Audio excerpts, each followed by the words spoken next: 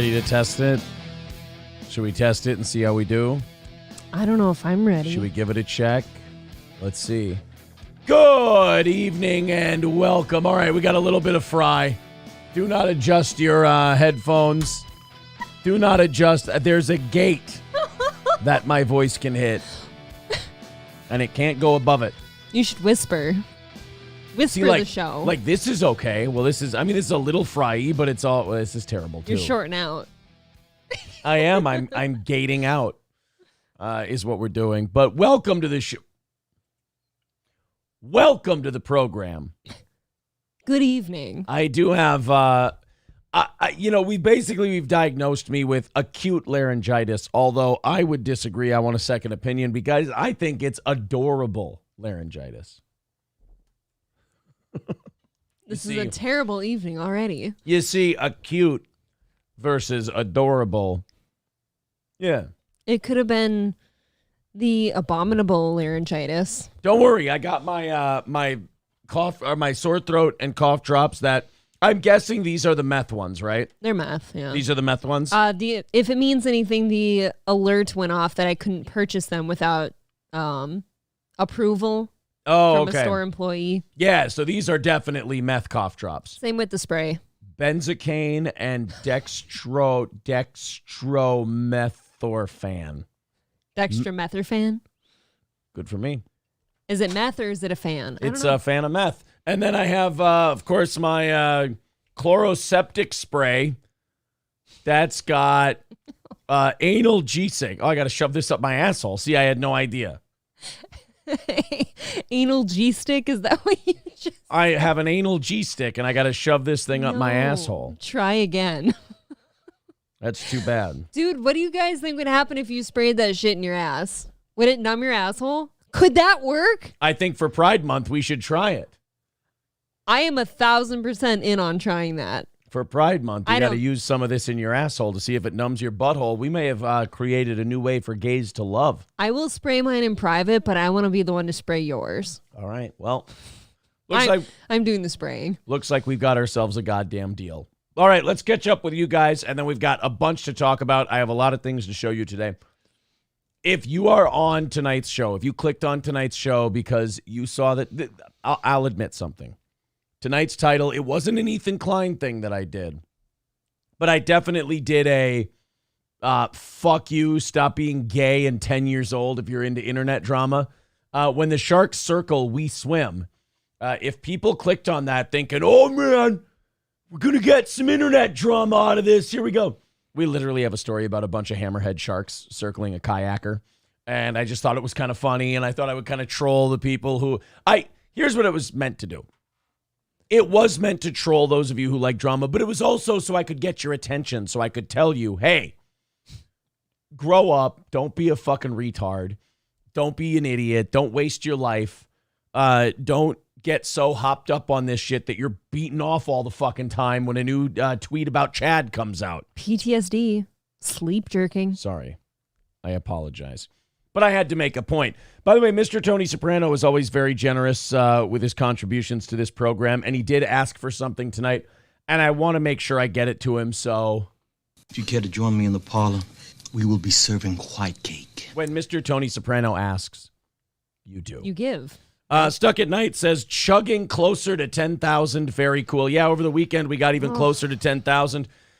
We got to keep that bad boy moving, man. If we're going to do it by the first day of summer, we got a week from tomorrow, and we got to go about 50 or 60 subs. I've got it. Yeah. I have Simpcast this Sunday. That'll help. No, you have it on the 25th, I thought. Oh, damn it. Was that it? I think you've got it on the 25th. Well, now I'm all turned around. Well, now I sound old. Well, you check it out and you let us know. Scarface says, we're doing it. We're having fun. Yes. We're feeling good. Things are having fun. I'm like, wherever, who cares? It is. It doesn't matter. Exactly. It is the 25th. Thank you. Okay. I'm retarded. Thank you very well. As long as you can admit it. By the way, thank you very much to the morning show audience and Addicted to Profits and a couple other people. Very sweet people getting us over this morning by about $40.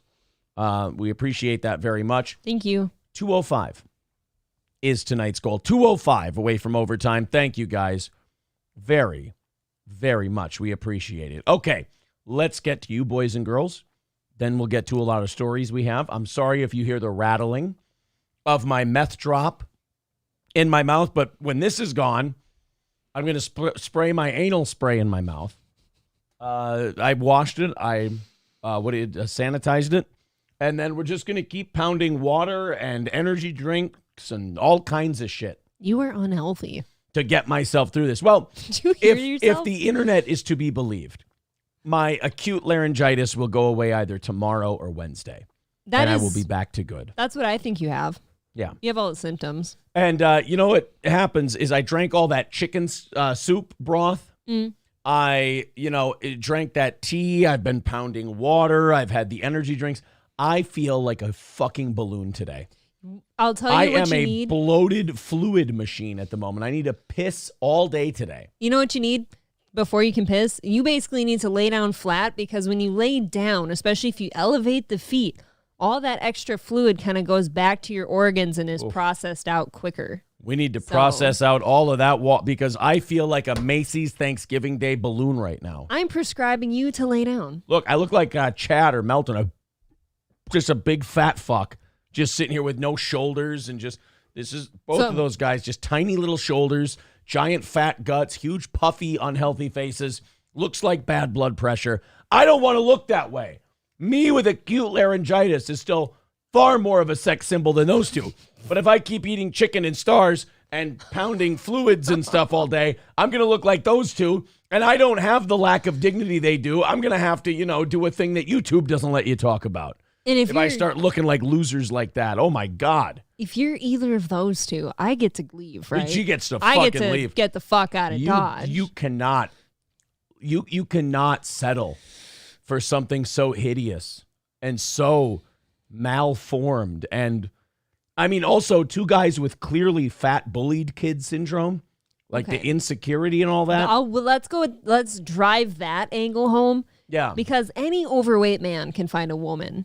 Right. But no self-respecting woman gets caught with those personalities, it's okay? the unlikable personality, the gay lisps from both of them, and then also the clear fat bullied kid syndrome, which you can smell from a mile away. It's sad and desperate. Tangy. And tangy. Thank you, Sid Saraf, for the $4.99. He says, first, I appreciate that, bud. Thanks. Right down to $200 to start the evening. Thank you, guys, very much. All right, what are you guys talking about? Let's see, and then we'll get into it. Mr. Tony Soprano says Bob Levy Jr. over here. I know. Right, and I don't even smoke packs and packs of cigarettes a day to get this way. You just smoke poles. Just a bunch of cock.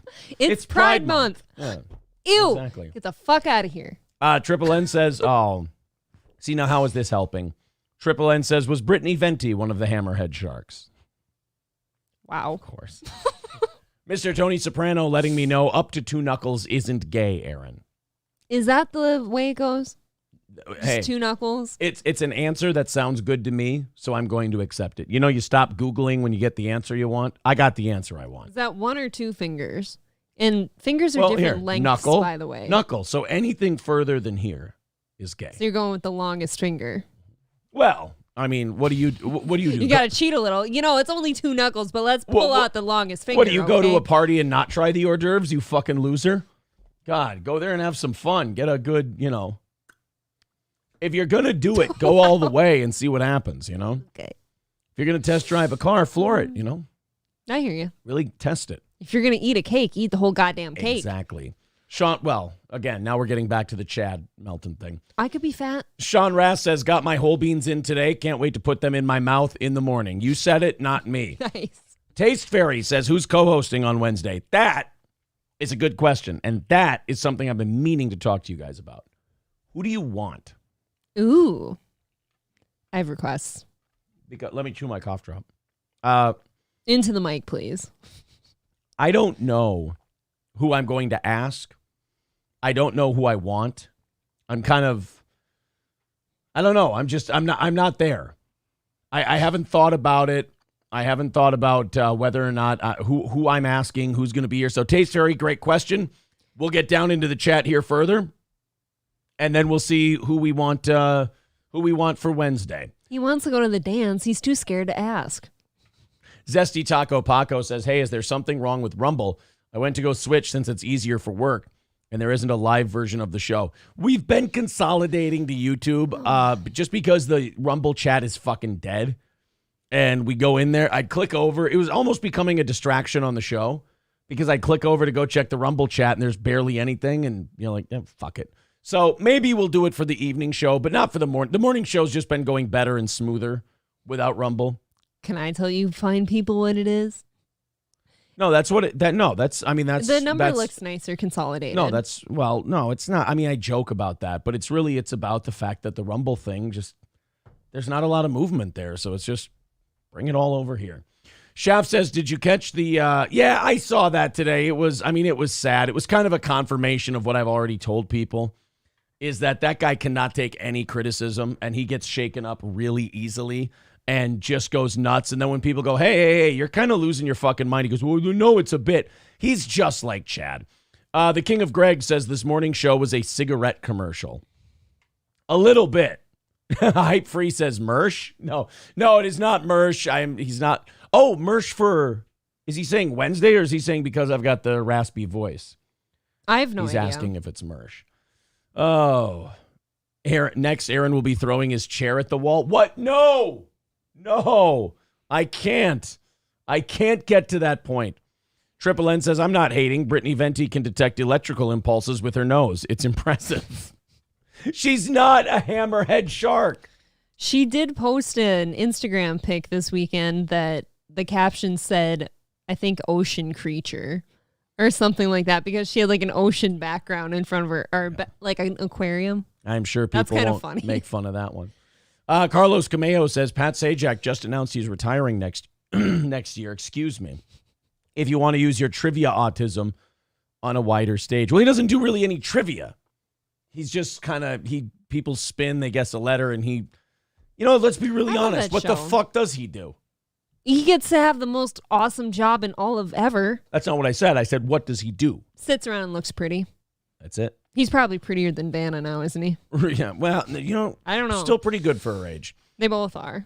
Rupert says, you're sounding a little better tonight. A little. It's growth by inches. That's about it.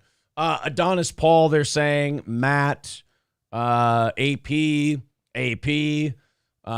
Granny, Melt. Oh, God, Melt. I want to do a good show. Jeez, I don't want to do a fucking cringe fest. That's like, he's 9 million times worse than Corey with that chat, too. Like, he gets distracted really easily. I couldn't do a good show. Chef Lou, this show's too fast-paced for him. Chef Lou F. Word says, Gino. I thought about Gino, but Gino can only do Tuesdays. Bright upcoming star named Adrian Washington. Andrew Rice Cray says, Chad's chair. Yeah, did that hurt? Ouch. Foul Mouth Yoda says anyone but Corey. Well, that's mean-spirited. Not Ray DeVito. Don't worry, it won't be Ray DeVito. They're saying Gino or Adonis. Okay. Raz of Chaz, call Oz. I'll wake up super early to give him a ride to work. Oz is not available to do shows. No. Stevie Lou, says Ron Santos. I always like Stevie Lou. I would say that Stevie Lou, when I don't have anyone, is like my go-to. I think he's great. For Wednesdays, I might end up calling Stevie Lou this week. King of Greg's with $5 says eventually you'll have the hole in the throat and use the microphone thing. Don't look at the shower head. You might have a stoma soon. Oh, I might just go, hey guys, we got a really good show for you today. It's going to be a real banger. So it was actually more Jim Florentine than it was a stoma. Does the microphone go to your stoma or your mouth when you have a stoma? Which one is it? Which one makes the sound? I think it's your stoma. Yeah, I think so. I got to get a stoma. You got to that'll solve this whole thing. I'll just cut my fucking trachea out. Perfect. Drunk on Cringe says, put a potato next to you and just play samples of the 10 things he always repeats. And still not a fan. Just needed something to cool my ears down from the KB screaming before bed. All right, I get it, Drunk on Cringe. Look, you're in that phase of fandom where it's difficult for you to admit it. So I'm not going to push you too hard. Everyone's been there. I'm sure there's a lot of people in the chat right now that started hating this show like you did. Then they'd listen once a week. Then they'd listen twice a week. And then they'd get to the denial phase where they're like, hey, look, I'm not a fan. I'm just watching this a lot. Well, that's whether you hate the show or you like the show. Being a fan is watching the show a lot. So I'm not going to push you too hard. I know how this ends. But I also believe that people should be able to make their own journey. Sure. So thank you very much, buddy. Glad you're here. Sid Saraf says, by the way, I'm obsessed with Nightwave now. Great way to end your night. Steel Toe, followed by Nightwave. Scarface says, only Black Little Mermaid and Brittany Venti can see eye to eye. Both are very pretty, aren't they? Brittany Venti looks like Sid from Ice Age. Whoa. Belusier says, your voice is matching your golf game right now. No shit. Flex gifting a membership to Mad Max Mardigan. Ooh, Thank you very much. Fan fiction. Okay. Is your voice, do you have acute laryngitis from yelling at golf yesterday? Cocksucker motherfucking ball piece of shit. I don't know how much I yelled yesterday. It was more. There's more disappointment. You're very cute when you're upset at it, and there's like the back nine, which equals the front nine at that course. I watch you sometimes from afar, and I'll see you like maybe screw up a little bit, and I'll know what's coming, so I have to look away with my laughter because I can see you like. I'm respectful of the course. I am too. I'm respectful enough not to smile in front of you. Mr. Tony Soprano says Blind Mike. I love Blind Mike. I would love to have Blind Mike on the program. He is really great. Royce Lopez would be a good pick. I'd have to let him off early for Daywave, but of course, I'd love to have him on too. Matt Poster. I did ask Matt already this week, and Matt's not available. Unfortunately, can't make it to do the show. Real Dan Ninen says Stevie Loser. Hey, wait a minute. That's not his name. It's Stevie Lou. How dare you? Stevie Lou is great on In Hot Water. He's always fun. Oh, now I'm taking Gino's guests. Sloppy seconds To Gino Bisconti. Mr. Tony Soprano says, Chad is the reason I found you. Well, that's why we do those clips. So people go, oh, this is really funny. He's shitting on this guy. Then they come listen to the whole show and they go, holy shit, they do a bunch of stuff. And thank you for being one of those guys that doesn't just say, okay, when are we getting to the Chad stuff? You know, like, thanks for being okay that we mix it up. I get worn out. Cassius says, Steel. My name's Steel now. It's either Steel or Steel Toe Joe or just Joe. Rarely Aaron. Steel. There's really high quality brand of medicinal teas called Traditional Medicinals. Professional singers drink the one for throats and sore throats, damaged cords. It's an amazing product. That is worth a checkout. Yeah, throat coat. Alrarix says, someone gift Drunk on Cringe a membership. I hope Drunk on Cringe has his membership turned on. I want somebody gifting Drunk on Cringe a membership. I know that's not how they do it. They do it based on how long you listen to the program. You should be able to click on somebody in the chat and do like a gift membership to this person. That would be nice. Billy Loomis says, what's your opinion on Nick Merckx? We talked about the Nick Merckx thing this morning a little bit. Mm-hmm. I think it's bullshit that they did that to him. Yeah. I saw the tweet. It wasn't bad at all. He was, if anything, he was just clarifying for people. People are like, oh, why? You know, somebody was bitching like, why are they fighting against LGBTQ rights? And he's like, no. They're saying, leave the kids out of this. You know, don't involve the children. And then Call of Duty, which is a game played by people who share that opinion probably about 75 to 80% of the time, they took away his downloadable package for the game. It's fucking madness. And now you got Dr. Disrespect saying he'll never play the game. Tim the Tat Man removing all his shit. I hope more people follow because the guy didn't even do... Like, there's a difference between a guy purposely trying to be incendiary, purposely trying to like goad people and needle people and be a fuckhead. Like there are some people like, what? I can't believe I got canceled. And then you look at the tweet and you're like, you knew what that was going to do. I'm on your side and everything, but you knew that was going to cause problems. But like this Nick Merckx guy, he didn't do that. Like he genuinely just answered somebody's question about a protest at a school. Now, is he set up with that question? No, because he kind of came in on it. It was a tweet and he responded to it. Okay. Kip Smith says, yeah, Aaron is like Louis J. Gomez. You don't like him at first till you catch on to the gimmick. Well, the gimmick for me is there is no gimmick. I'm just a guy doing a show and I want you to laugh. Darren Orson says, I didn't start out hating the show, but my first episode was confusing considering it was a Johnny Day and I came here from Simpcast. You know, I think about that sometimes. I think maybe after the Simpcast shows, we maybe should have April on. I just feel like it makes more sense because a lot of people are maybe going to be tuning in that morning because of Simpcast. Like have me do a Monday and he Yeah. can take my Thursday or something like something that. like that. Or have Johnny do Tuesday, Wednesday or something. Yeah, something to that level. We can do programming off the air. D. Gulag says Blind Mike is very funny. I'd love to do one with Blind Mike. I'd love to do a morning show with Mersh. The only problem is whenever Mersh is awake for Steel Toe, he's bombed out of his fucking mind. And I have a feeling we're going to get a lot of self-cutting girl questions when Mersh is on. Can we let that go yet? Shut up! That been addressed? Shut the fuck up! It was done. It was over. And now guess what? Get ready. He might not be here tonight. Here it comes. He was already shown up. Oh, I love the name Piggleteen. Well, Somebody's a Piggleteen. Piggleteen wants me to take a Ricola. Look, I'm probably going to. Those I think aren't so bad. I think they're just a natural herb instead of stuff that's going to make you shit, if you will. Ricola? Or the stuff that the guy suggested?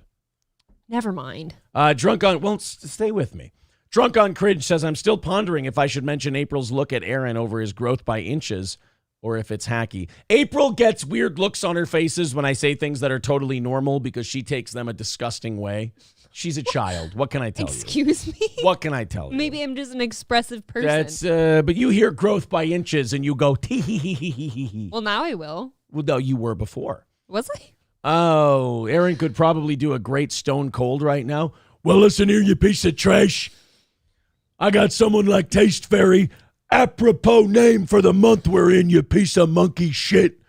Actually, it's almost too gruff for Stone Cold. It sounds painful. Yeah, it hurts a lot. I didn't want to keep that one going. It's probably the fact that the Illuminati and the Bilderberg Group have teamed up together to come in here with Taste Fairy and try to set me up to destroy my voice. But my voice will be hers. Yeah, I'm going to kill myself. I'll do Bob Levy. I'm not Mersh. I can't do a good Bob Levy, but I'll do my best. Okay. It's... Kevin, everyone's fine. I can't do a Bob Levy.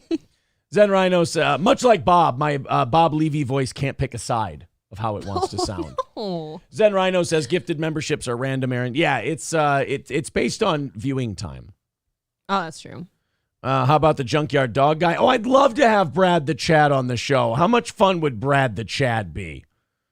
I don't know. Oh. I feel like he's fine from afar. Look who's back on Steel Toe, everyone. Say hello to VIP, Herman the Great. Herman's back in the chat. Wow.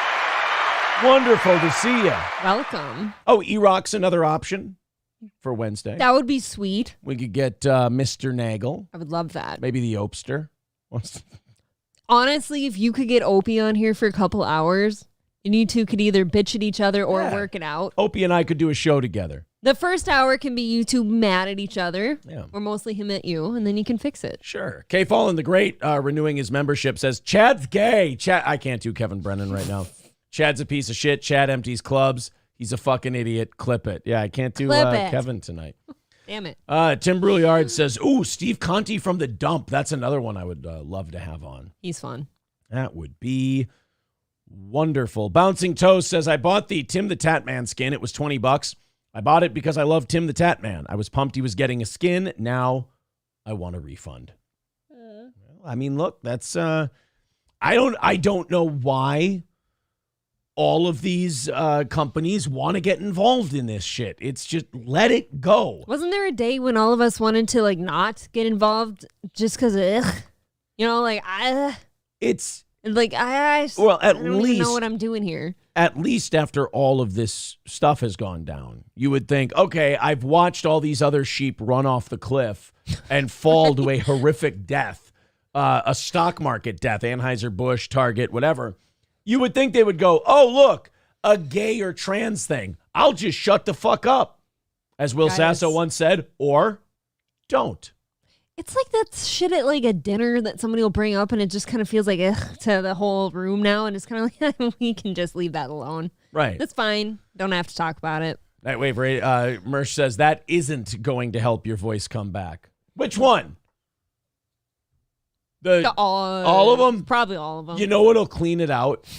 I know what'll clean out my voice. Ready? A flamethrower? I know what's going to help. No, this is going to do it. Ready? This is going to be a great idea. Ready? Yeah, my Durango. See? Now I'm fine. Can you do Mersh? Look at little Clarence Biscuits. Hey, what you doing, little mans? Hey, little mans. What you doing up there, the Honorable Judge Clarence Biscuits? There. He talks to his cats like I talk to Gordy. Look, we're going to look at police body cam footage in just a second. What you doing up there, little mans? What you doing up there, Clarence Biscuits? There. You want to take a shot of whiskey? All right, we'll do a shot of whiskey. Then we'll watch this meth head Florida woman get arrested on TV.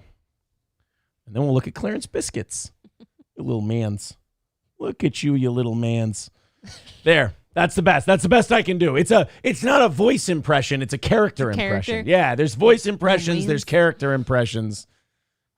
That's what I'm working with right now on the Mersh. I hear you. Oh, let's see what they think. That's a great Mersh. Thank you. Thank you very much. Love it. Not terrible.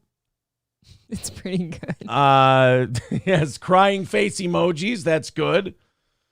First of all, you know me, I'm not much of a cat guy, but I got to disagree with Brittany Martini big time on this one. Fucking the Honorable Clarence Biscuits is a great fucking name for a cat. I love Clarence Biscuits. It is I hate cats. I want them all pit-bulled out of existence. However, the Honorable Clarence Biscuits is a fucking hilarious name. I saw 2 stray cats together on the way home the other day. Oh, were they strutting? I almost picked them up. Can you stop for 2 seconds? Stray cat. No, I got it. Thank you. This is hurtful. Raz of Chad says, can you do an impression of a funny show? Haven't for 9 years. Why start now? Am I right? You were more funny on KLFD. That's what I've heard from people. I've heard that it all peaked at about 2010 and then dog shit from there. Mersh, what is Louis' last name? You know, Clarence's Biscuits. What's Louis'? It's cute, Aaron. I was kidding. Lighten up. Yeah, sorry. I kind of melted on you there. David Harrison says, you and Opie should do a show. It will be nostalgic for him being on another show where he isn't the funny one. Yes, Mersh says, I named him after Clarence Thomas. Whoa, no fucking way. Really? I'm sorry. That's mean. I'm sorry. I know other people won't know that you named him after Clarence Thomas. I knew, and I'm just being... I don't like it when he can effortlessly bust my balls and go, I like Aaron. But I yell at him like that, and I feel bad.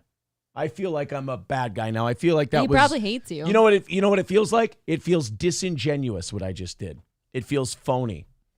1-1 whatever says, I hated the first few times I watched Steel Toe, but it's funny. Aaron is great with references. You mean like a resume? Mersh says CK because I found him at the Circle K parking lot. Get it? Louis CK. CK. Oh, I love it. You get it? Because Louis, because that's his favorite French king, is King Louis the 15th. And then CK because of Circle K. Do you get the name now? The parking lot, right. It makes sense. Absolutely zero relation to Louis CK, the masturbating comedian. Which makes him better, in my opinion. Fuck, he so didn't deserve any punishment for that. Those girls were whores. Well, check it out. Since he went through all that shit, I'm sure his comedy is different now because of it. Those stupid bitches, they would have sucked his fucking dick if he would have asked. So stop it with I felt like I was powerless to jack off. Do you think that's maybe why you really shouldn't have any responsibility outside of the home in this world? Is because you see a guy whip out his dick and go, can I jack off in front of you? And you go, I feel like I have no power in this situation. Do you have working hands with opposable thumbs that can turn doorknobs? Then you have power in the fucking situation. Isn't it great I get my voice back to be a misogynist? I was just noticing. That is awesome. I have had it with these fucking bad bitches. I'm in comedy. I'm a bad bitch. I'll talk about how my dad molested me and all this other fucking shit that caused me to lead such a hedonist lifestyle. But oh boy, when a 51-year-old whips his wrinkled, freckled red cock out, all of a sudden I don't know what to do. You become a dumb blonde in a horror movie being chased by a guy with a limp and a chainsaw. Oh, there's a masturbating ginger. Oh, I've fallen over again. Oh, my God. Where's Rolling Stone? It's 8 years later. I'm still scarred by it. By the way, if you're a female comic and you complained about Louis C.K. jacking off, being scarred equals I'm still featuring. It hasn't gone the way I wanted. Yep. I mean, I got a little worked up. I always just kind of figure, like, dude, if there's a guy coming back to your room, there's sex on the table, right? I believe, I can't credit myself with this. I believe Louis J. Gomez said it on Legion of Skanks once. If you go with a comedian to his hotel room, you're fucking. If you don't want to fuck a comedian, don't go to his hotel room. Yeah, I'd buy that. They don't find you interesting. Oh. They don't want to talk to you. In fact, with sex off the table, talking to you is one of the bottom 5 least fun things they could possibly do with their evening, including doing coke with a bum in the parking lot of a 7-Eleven. Well, that could get interesting. That could get kind of fun. Now I want to do... Now, you'd do that, wouldn't you? That kind of sounds like a good time. I overreacted.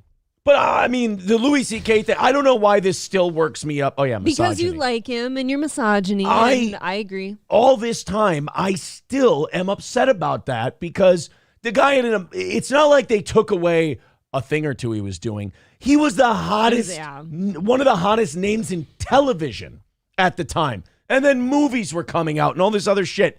And then he made me sad for a while because I had to watch him beat up. Nothing touched you. He didn't shoot cum at you. He didn't make you grab it or touch it. He was a weirdo. Guys, my boss jacked off in front of me in his sleep and I'm still here. Okay? Do you see me canceled? No. I didn't even get to say stop. Nightwave Radio says the theme. That's because I then put my Samoa Joe face tattoo on and grab a machete and like she's Scott Steiner on a weight bench. Fucking TNA 08 reference, huh? Oh, man. You are on fire. I am. Nightwave says the theme of my cat's names is people who were wrongfully Me Too'd. That's pretty cool, actually. Okay. I like the shorts. I like his little shorts. I You watch like- them? Yeah. Don't put me on the fucking Oh, spot you don't like watch the that. Bad Luck Boys? I didn't watch any. I don't watch any shorts. He doesn't like cats. Don't take offense. Dare you. Oh, fucking dare you make me look so bad.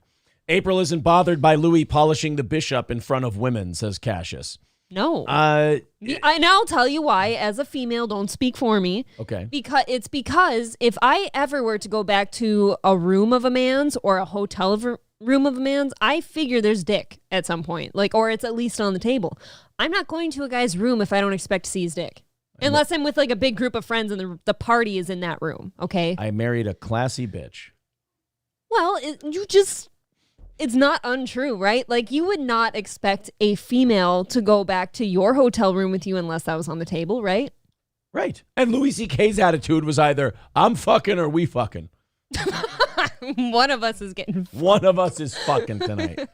And if it's got to be me, then you can sit there and watch. I guess so. I honestly no. I'd tell him to get bent. Go away. I don't want somebody to watch me do that. I would rather them, if they're going to be such bummers, they don't want to get involved, they can leave. Louis wanted people to watch him jerk off. It's something I guess he's done. What if he was skilled at it and he just wanted to share that with somebody? Watch this. I actually juggle 2 racquetballs while I beat off with the other hand. Look at the It's motion. remarkable. Look at this. Look at this. Look at this. Then I take one, ready, whoop, up my asshole while I'm beating off. I picture him as fondling his balls, lovingly. While he twists with the other hand. It's still, hashtag Louis C.K. did nothing wrong. Except pick disloyal bitches who ratted him out. That's kind of my opinion, too. I just fixed this whole thing for every man going forward. It's kind of what I just said a minute ago. If you bring women back to your room and they're not interested in sex, that is the instant you kick them out of your room, right? Just to make sure nothing bad happens. Boy, you're a bigger misogynist than I am. No, I'm serious. serious. I like it. Because if you keep them in the room when they've made it clear, no, I don't really want to do sex stuff with you, there's bad shit afoot. They're about to say something. If I'm a headlining comic, that makes me mad. If a woman comes up to my room and goes, oh, no, we're not having sex, I go, then why the fuck are you here? Why did you come up here? She's like, oh, I thought we were having fun. You think I wanted to hang out with you? That is any man ever, no, guys. But how fucking dare you? You're a lady. There's you understand, the 19 funniest guys in the room are more fun to hang out with than you. I've got to get through, and 16 through 19 aren't funny at all. It's just Pride Month. And they're more fun to hang out with. You thought, I mean, the fucking nerve of these broads thinking that they're interesting or funny enough to get up to the headliner's hotel room on personality alone. How fucking dare you? But do you see how I'm saying that's the solution? Once you do realize that they're not into it, they've got to go. They can't stay in the room anymore. Like after that second, like when you've realized that, they have to get out. Because if you go any farther than that after they've made it clear, like, even a face, like, no, they've got to get out because now they're a liability. Kyle says Aaron's gone on that cough medication. Yeah, I've definitely gone off the rails a bit tonight. You are a little spicy. Zen Rhino says Louis C.K. wanted some motivation for the jerk session. It's not like he wouldn't jerk off to the thought of them if they left before he started. Yeah, I mean, once you get going, what are you supposed to do? Stop and reload? And how many pictures do you got online? Do you need a person, really? I actually agree with Triple N. Keep a sex contract and a lawyer on hand. That's the key. There actually is. I know there's at least one actor. I can't remember who it is, but he does have forms that he has women fill out. There's some like professional athletes that do that now too. Yeah. That's not. We talked about this on a Simpcast one night. Like there is literally nothing less sexy than signing a contract before you have sex. Like, hey, can you just sign this quick?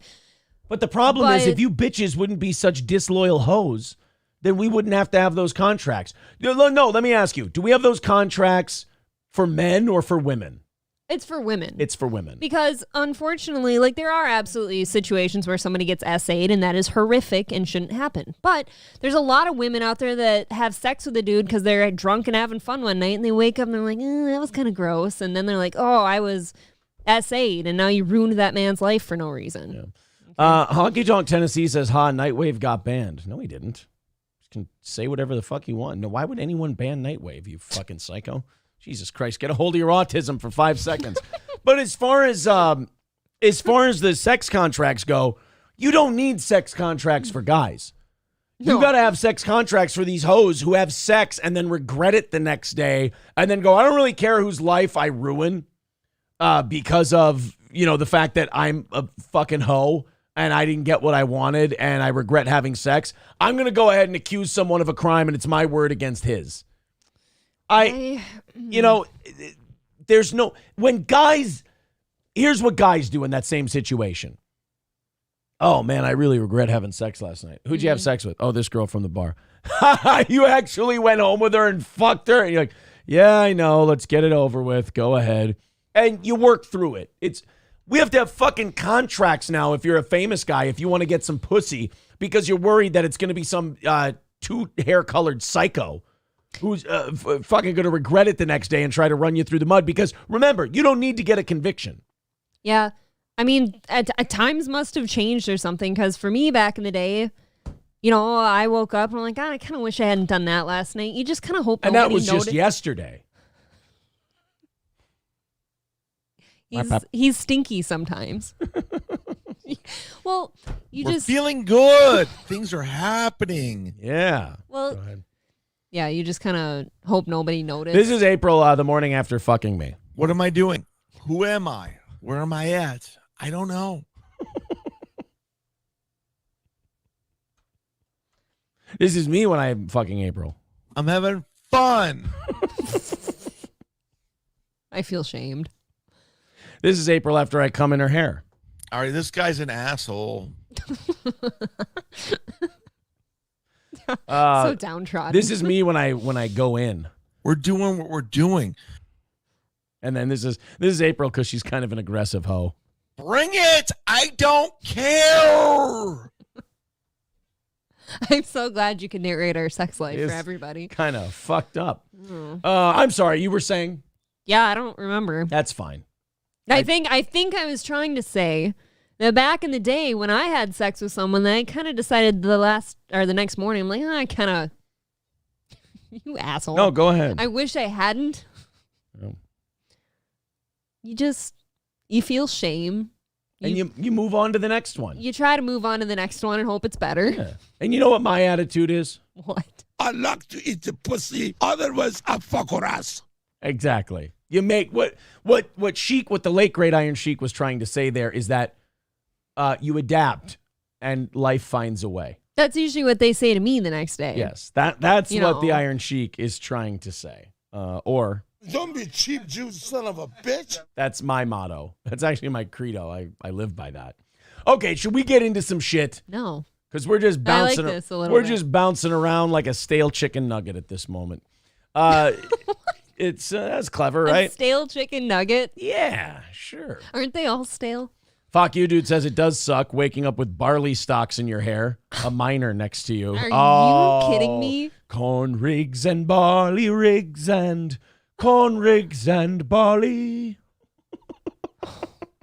Oh, you were in a lot of Back trouble. on the farm when April would No. back on the farm when Stop April would it. fuck someone from Litchfield. She'd play the theme to Wicker Man. Don't you Uh kumia me right now? yeah, she Stop it. She would actually this was the song that April would play when she was walk of shaming from a field fuck. A while to Annie. The time went by with careless heed till between the late and early. With Just imagine a small farm girl persuasion, walk of she shaming it down a agreed dirt to road see me through. while this song played, and you just see her walking by as old trucks go by. Corn rigs and barley rigs and I hate you. corn I do. rigs are barley. I'll not forget that happy night. Just plucking shit out of my hair. Yeah, pulling fucking corn tassels out of your hair, a stalk out of your ass that you forgot about. It's not the only seeds I'm picking out of my hair. And again, that is how you walk of shame in a farm town. If you wanted to shame me for my past, you've succeeded. I'm ashamed. I have to be honest. What it is that What it is. what it be is that What it be. I've just had corn rigs in my head. I've had that song in my head. I needed to know. exercise it out.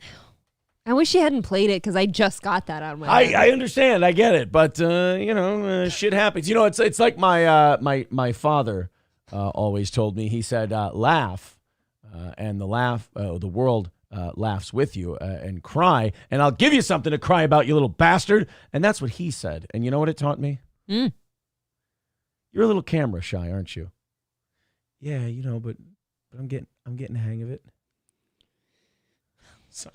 I feel so. I made April watch. My chest is tight. I made April watch the Great White Hype this weekend. And you know what? She gave it a passing grade. It does get a passing grade indeed. Gave it a passing grade. I have to say, somebody said that I'd have cockleburrs stuck to me, and I thought that was very funny because that is how I spend a lot of my life. With cockleburrs all over me. They're my cockles. What am I going to do? Say I didn't fuck her? Are you out of your mind? Oh, you fuck.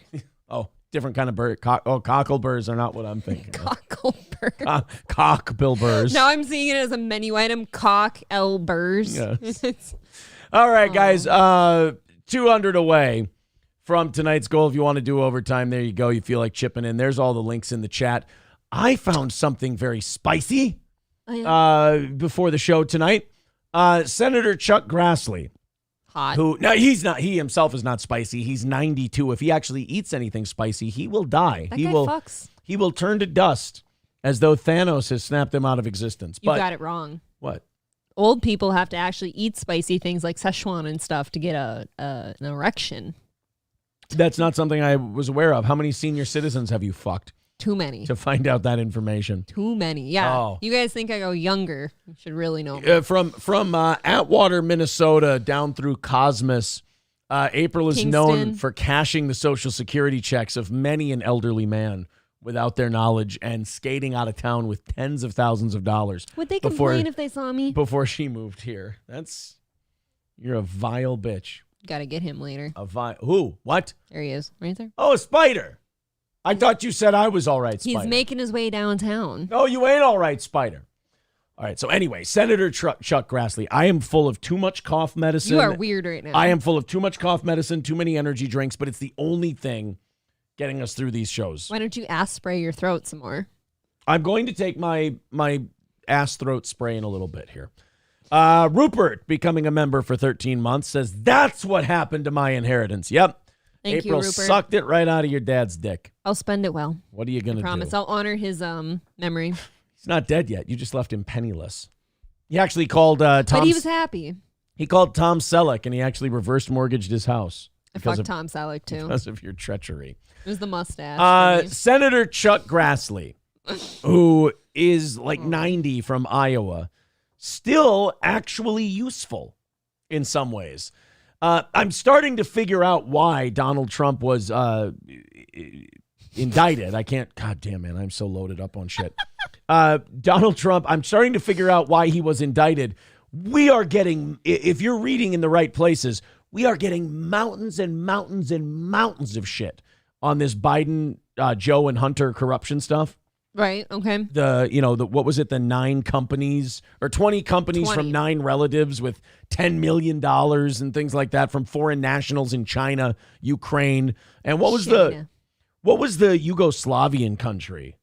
That was one of them. There was an odd one in there. Don't look at me. It was Ukraine, China, and it was Romania. I'm sorry, it's near that area. Well, doesn't matter. Senator Chuck Grassley came out with some information that leads me to believe that Senator Grassley could be dead soon. Look, he's an old man. It would be above suspicion.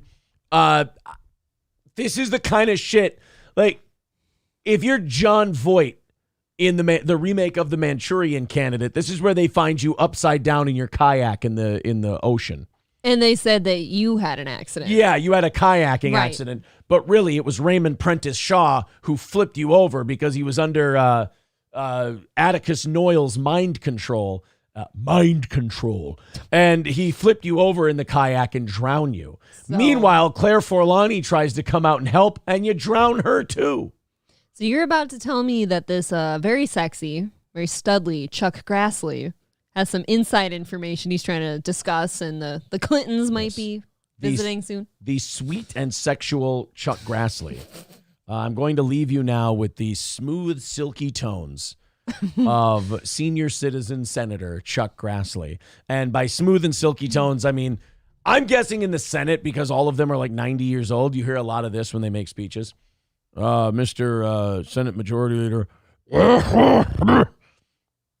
I'd like to speak on the administration's current bill to alter the military budget for the fiscal year 20. You know what's fucked up about old people? They will cough in a fashion that makes you believe they're dying, and they will no-sell the shit out of it. My great uncle is like, he's nailed it. Yeah. I don't know what it is about old people, but when they get done eating, it's like they have a pound of phlegm in their throat, and you think he's dying. It's because they're supposed to be dead. Oh, so don't say that about him. They put food in, and the body goes, you can't put all that in here. We're not running at a speed that's going to allow us to process that. I'm not ready. Yeah, so it's kind of like, have you ever, you've worked with a meat grinder before? Oh, yeah. You ever tried to put too much beef in a meat grinder, and you have to use that thing to kind of push it in? Really push the meat in? Yeah, you push that meat in. You got to really... tamp that meat. No, I get it. Yeah, tamp it down. I hear you. All right, well, come up. You're sliding off the chair. Come on. There we go. Thank you. Chuck Grassley, I am having a hard time getting to the point tonight. What is I'm up sorry. with you? I'm fucking red bar over here all of a sudden. So Chuck Grassley makes this speech about Joe and Hunter Biden and the investigation into those two. And it kind of sheds some light on maybe why they rushed this Trump indictment and why they want to talk about this Trump indictment so much. Check this shit out. That the foreign national who allegedly bribed Joe and Hunter Biden allegedly has audio recordings of his conversation with them. 17 such recordings. Whoa. 17 recordings. Uh-oh. Of this foreign national, so either a Ukrainian, a Romanian, or I almost said Chinaman, or Chinese's. Can you believe this guy, YouTube? Yeah, he's terribly offensive. God. So he's got 17 different recordings of these two, being bribed by this foreign national, which would be real damning, audio or video to release. And why do you make those recordings? If you're in a business proposition with two people who you're going to make each other millions of dollars, why do you record that? Blackmail. Yeah, so they can't kill you. Obviously, yeah. Right. Like, you threaten me, I'm making sure somebody finds this once I'm dead. And now if Chuck Grassley has this, here's my question. Why aren't we playing this everywhere today? if we have this. That's what I'm screaming. I screamed it about the little black book and all that shit. We always have the evidence, but we don't want to share. According to the People don't want to die. 1023, the foreign national possesses 15 audio recordings of phone calls between him and Hunter Biden. Woo! How do we how do we know that the man on that tape is not Hunter Biden? Oh man, this is crazy. I'm Hunter Biden doing a deal with a Chinese national. Damn it. Here is my only problem, unless you have the exact phone number like linkage to that recording somehow. Follow the weasel. Oh, sorry, different linkage. I thought we were doing Encino Man. The weasel. Yeah, and you would go, follow the weasel linkage. Different linkage. I'm sorry. Go back to your linkage. I can't wrangle him tonight. No. No, it's just like, how do you... I know voice recognition is okay if somebody's got a very clear, like, different voice. Like, somebody could recognize your voice from anywhere, right? Sure. Let's take mine, though. I don't know if somebody could. So how do you know? How do you prove it? Does Hunter Biden have a very recognizable voice? We have, I was going to say the FBI and CIA, but they'd make sure that those recordings were destroyed. We do have great voice recognition technology, state of the art. Yes, they could authenticate. They could do it. They could easily, in a minute, they could authenticate. I like that then. According to the 1023, the foreign national possesses 2 audio recordings of phone calls between him and then Vice President Joe Biden. Shit. So Joe was wheeling and dealing for some cash when he was the number 2 to Barack Obama. So holy shit, attaboy. Does Barack Obama know anything? Do we know? I feel like, here's how I've settled in on Barack Obama. Here's how I feel about him. Can't wait. I feel like Barack Obama really was a wide-eyed idealist who wanted to do things that, gee golly shucks, he thought were great for America. Like Joe Biden and Hillary Clinton are people who have been part of the machine. They know how the machine works. They're very cynical. They know they're operating. Mm-hmm. I think Obama is that stereotype guy who's always late, loves chicken. No, I'm just kidding. I'm sorry, I got my stereotypes mixed up. He's one of those stereotypes who was like, oh, gee golly shucks, I'm president, I get to make a difference. And he's like that metaphor of they're like, oh, they take you in the basement and show you the JFK assassination and say, hey, listen, we're in fucking charge. Any questions? Like, he's a guy who kind of got punked on his first day and got told, here's how shit really works. Whereas Biden, he knew how shit really worked. So I don't know. I don't think Obama was doing what Biden was. For that long. No, I don't think he was doing what Biden was. Like, I think that's a Biden thing, yeah. Well, Obama also didn't have a crackhead son to kind of hoist the deals onto. Recordings were allegedly kept as a sort of insurance policy for the foreign national in case that he got into a tight spot. The 1023 also indicates that then Vice President Joe Biden may have been involved in bereavement. I feel like Wayne Campbell in Wayne's World 2 at the gas station, where I want to switch this guy out for Charlton Heston. Okay. Where it's like, I know it's a small part, but we couldn't get anybody better. I like him. I think this is a cute, innocent man to do this. And then the foreign national took his recordings as an insurance policy against his own safety. That was a long time ago when I was a young man, but I'll never forget that afternoon with Hunter Biden. Thank you. Employing Hunter Biden. Based on the facts known to the Congress and the public, it's clear that the Justice Department, the FBI, haven't nearly had the same laser focus on the Biden family. What? Slanderous statements being made by Charles Grassley. These are shocking announcements being made by the senior senator from Iowa. Mr. Grassley. Mr. Grassley, such irresponsible rhetoric coming from you. About to be Mr. Dirtly soon. Oh, God. I'm sorry. Special Counsel Jack Smith has used a... You made that name up. That sounds like a made-up name. I thought about it 2 minutes ago, and I thought of somebody, doing him wrong. I want to be a senator and load myself up with cold medicine and then just go and argue with people. Well, you can be president for all that matters. Yeah. I want Chuck Grassley to be like, and Jack Smith, excuse me, can you yield your time for a minute? You made that up. There's no Jack Smith. Yeah, but when you're 90, you might accidentally fart while you're up there, too. Just nothing goes well for you. Shit your pants. Recording against former President Trump. Well, what is U.S. Attorney Weiss doing with respect to these alleged Joe and Hunter Biden recordings? Ooh, can I guess? Oh, you, sir. Nothing. Oh. That are Not sexy. apparently relevant to the high-stakes bribery scheme. Getting a full and complete 1023 is critical for the American people to know and understand the true nature of the document. Can we get Guy Fieri in to do this speech? Anything. I want to go to on. Flavor Town with this fucking speech. I want a little zip. I want a little zippity doodah to this fucking thing. This is why the American people will never know how corrupt Hunter and Joe Biden are, because most people won't watch like a clip on Twitter or a clip on YouTube or C-SPAN or anything like that. So they'll just live in complete ignorance. Triple D is actually deception, duped, and dead. Yes. Hey, it's a new show here on Food Network, and I'm Guy Fieri. But like most people won't watch this shit. Yeah. And so to know about this is just to drive yourself nuts, because in the back of your mind, you also have to go, oh, nothing's going to happen. We're just going to hear about this, and then it'll go away, and they'll all try to butt fuck each other, and they'll try to maneuver and all this shit, and nothing will end up happening. Yeah. And then you go to your friends and you tell them about this, and they'll look at you like you're insane.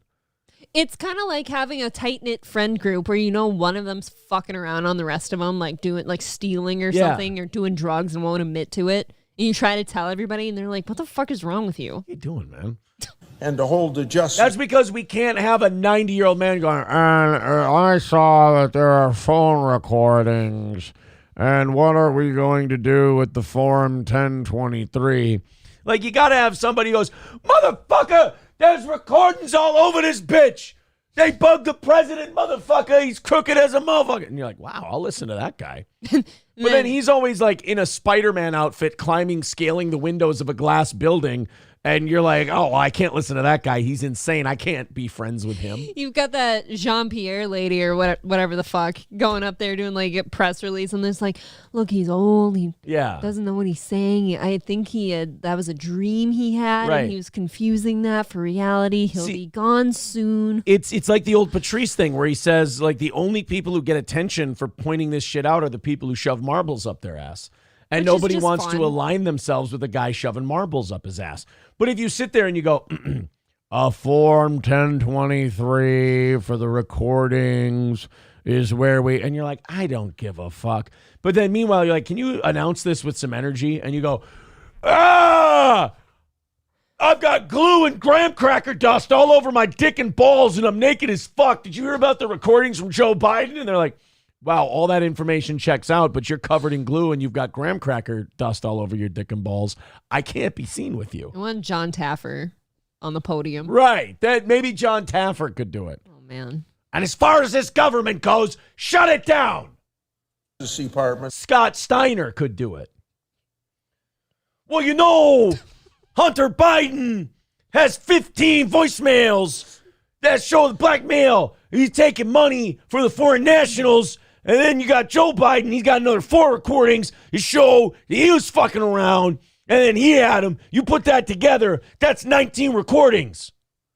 So for all my freaks out there, Big Papa Pump is your intel hookup. Subpoena, if you hear me. How's that throat? It's going to make it. Yeah.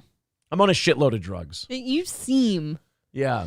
As soon they as put this shit in meth. I think once these cameras turn off, Aaron might fall on the floor. And, fall on the floor face first and shit my pants. That's how my I don't want to evening's clean going. that up. You get to the bathroom first.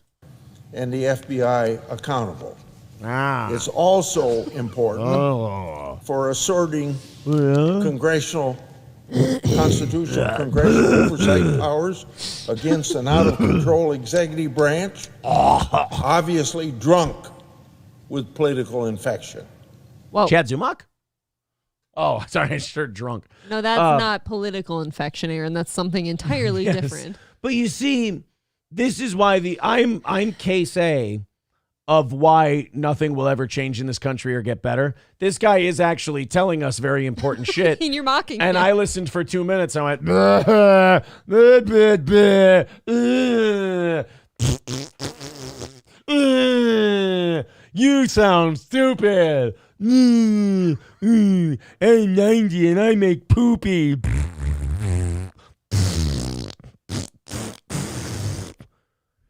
That's why nothing ever changes in this country. Because a guy comes to you and he says, hey, they're fucking around and they're, molesting your country from the inside out. What do you think about that? And I go, oh, I'm sorry. What did you say? Old man make poopy in his pants. And then I think I'm the smart one. And I'm like, oh, these fucking squares don't get it. I'm the cool guy. Like I'm basically, here. You talk like a fag and your shit's all retarded. That's me talking to Charles Grassley. When he clearly has the beat on this shit. Well, anyway, I'm sure that was all very important to the future of our country, but yeah, I kind of missed what he was saying. What are you gonna do, right? Oh, play the buzzy drop from Chad. That would have made sense for the poopy in the pants thing. Yeah, if he would, yeah. Oh boy. Oh, beef. It's a nice fucking air biscuit from Senator Chuck Grassley. $4.99 from Hobo Chili Recipe says, Aaron, did you make? How's the rusty balloon knot? Tender? I heard your tailpipe looks like something on Brazzers. Gaping hole cream. It's very sweet. Thank you, buddy. You did it. I appreciate that. Oh, God. April is crying. Oh, man. Well, anyway. I'm broken. That's what we know. Nobody clipped that. Yeah, that's what we know about Hunter and Joe Biden, is that some foreign national has 17 recordings of those two being bribed and accepting bribes from foreign nationals. Do you know why I make the poopy sounds? Because they're just fun. Some of it's immature and funny, but the rest of it is, I know nothing's going to happen here. I know nothing's going to come of it. So why get worked up? Right. It doesn't really matter how many of us normal people get mad about it, right? That they're not doing anything. Nobody's going to address this. Exactly. That poor old man. Somebody's going to hurt him, allegedly, later, because he tried to do the right thing. Gina Bobina says, Aaron, do you have any commentary to add regarding Opie's rant about you and WATP? I thought I did a video on that already. We did. We posted the clip, I believe. Yeah, Gina Bobina, I believe we have a clip up. I think we did that Friday. Yeah, unless he did one today. You can't keep up. If he's got a new one today, then no, I don't have that. But the last one he did and the one before that, yeah, we've got a couple. I get. So don't worry about it. We've got both of those covered. You can go check them out under the videos section. Oh, I also did my first short today. I released the first short. I fucking suck at it. When I save them vertically, I have to figure out a way to make them full screen because they're just a little horizontal thing. Like I filmed it wrong on my phone. Yeah, I know. So it looks like shit. I'll figure it out. You said short. You did your first short today. Yes, I did my first short. 195 away from today's goal. If you feel like contributing to our program, Streamlabs, PayPal, Venmo, Super Chats, memberships, and gifted memberships. Thank you guys very much for your generosity. Let's check it out, see who we have to thank here. Looks like Scarface with another $5. He says, where can I find an April? I only attract broken Hispanic and Italian chicks that might stab me. The excitement of death only goes so far. So, you have to head to a small town where they're fine with doing it in a field where there's also danger for your life from the coyotes. Great way to say it. 190 away from hammering it out. How about a rally? Let's do a rally now. Yes. And then we'll worry about a rally at 8:30. And then after those two rallies, it'll be knocked out by then. We're all great. 190 away from tonight's goal. Streamlabs, PayPal, and Venmo. It's all pinned to the top of the page. Of course, Super Chats, memberships, and gifted memberships also work. All right, let's get rid of this Grassley thing because, for fuck's sake, That was so much fun, though. It not was. for our country. No, not for our... but... Not for our country at all. But, if you've already lost hope for our country, it's funny. It's another log on the fire. Who cares? I feel like a bad boxing fan because over the weekend, I was aware that there was a 140-pound title fight between Teofimo Lopez and Josh Taylor, which Teofimo Lopez won. But I did not know that Floyd Mayweather fought over the weekend. If you guys don't know, Floyd's been doing these exhibitions. He's been going to Japan. He's been doing them. He's fought Logan Paul. He's had another high-profile exhibition. I can't remember against who. Deji, the influencer boxer. You know. Well, he was absolutely toying with John Gotti III. John Gotti's grandson is like, he's an MMA fighter now, and he's got 2 professional wins. And he did a boxing match with Floyd Mayweather. Floyd Mayweather's 46 years old. John Gotti Jr.'s, I believe, in his physical prime. Okay. And they decided to have a little fight. And Floyd Mayweather apparently landed 25 punches before Gotti landed his first punch. Ooh. So Floyd was, for lack of a better word, fucking with him. Right, playing with his food. John Gotti III, being a fiery, a little mentally short-circuited Italian, went mental after he couldn't hit Floyd. Floyd kept taunting him, kept hitting him with like peppering shots, like they weren't even like hard knockout punches. He was just kind of like cat pawing him a little bit. Sure. And then sticking his tongue out at him. John Gotti III got really frustrated. The whole thing ended in a riot. John Gotti III lost his fucking mind. Yeah, Swirly says you can just say Italian. That's true. He's Italian. There, that cuts out a lot of the middle ground shit. I hear you. Stop repeating yourself. Let's watch a couple of clips of this fight. It was an 8-round fight, and apparently Floyd had won the first 5 or 6 rounds, whatever it was. They weren't scoring it. It was an exhibition, but the people ringside that were scoring unofficially had every round for Mayweather. Here's some of the fight, and then we'll show you how it ends. And it's just, like, if this was a fight that was supposed to dispel stereotypes about the Gotti family and mobsters and Italians, it did not work out. It failed. Very well. And, like, if you look at Floyd in this picture, like, that's a 46-year-old man. I mean, we're not talking about peak Floyd. There's a little bit of softness in the midsection there. We all remember what Floyd Mayweather Jr. looked like in his prime. This is a guy who's, he's getting old. It's time wins all rounds. Yeah, okay. but watch what Floyd's able to do in the first round with his kind of, look, still in good shape, but he's kind of dad bod compared to what he used to have. Watch what he's able to do with John Gotti III. And we know that's one of his signature punches. Look at him. Look at this. I told you he was going to entertain him. And he's like coaxing the fans to yell at him. Yeah. He think he went at you, Claudia. Yeah. Like, Floyd's he's playing with him. Yeah, the other dude, Gotti kind of looked like a bitch almost. Like, I understand you're with Mayweather, Yeah, but... you're probably a little starstruck and scared. And plus, Gotti looks like Floyd looked like he's given up like 10, 15 pounds to Gotti in this fight, too. Yeah. And now here Floyd goes. This is the Gotti training section with the hats and the shirts. That's who Floyd is looking at. And this is the entertainment. He's sticking his tongue out at him. So that's Floyd in the first round. And then Just taunting. 5 or 6 more rounds of that went on. And Gotti apparently just started clinching, grabbing, holding, like not trying to punch anymore, anything. And finally, the referee, Kenny Bayless, had to step in and stop the thing. That's it. He's going to stop up you. That's it. So now Gotti, the fight's been stopped. Okay. Gotti's been disqualified because he's not punching anymore. Yeah. He's just grabbing onto Mayweather, holding him and clinching him. And now he's trying to run after Floyd after the referee stopped it. I don't like it. That's it. He's going to stop up you. That's it.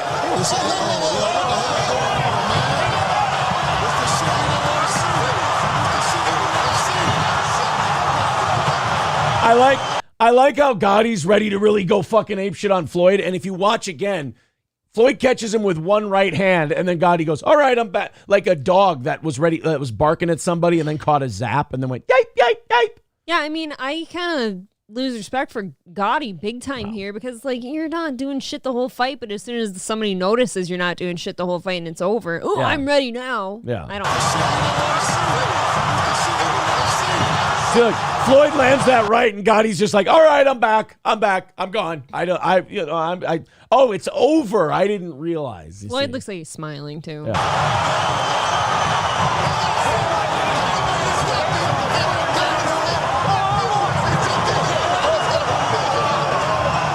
And Ronnie, the limo driver from the Howard Stern show, apparently steps in. I'm starting to see what you mean about stereotypes. Yeah, Floyd's guys are stepping in. I like that Floyd's team just forms a half circle around all the Gotti people and just shoves them into the corner and says, yeah, none of you are going anywhere.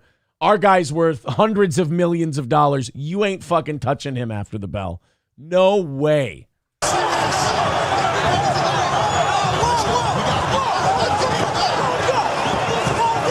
So the whole thing just devolved into madness because, and again, what happened was John Gotti got frustrated. Mm-hmm. He started holding. The referee finally went, all right, that's enough. We're done here. And Gotti just decides to go fucking, I was going to say mental, but he decided to go Italian.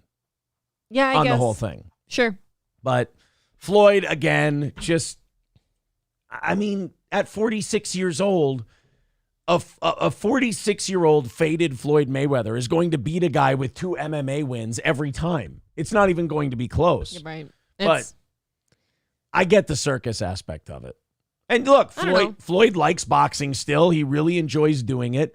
He knows that at 46, he's not going to do it at a professional level and still be world champion, so he'll do some fuck around fights. I don't see anything wrong with Floyd doing anything that he just did, but I don't like what Gotti did at all.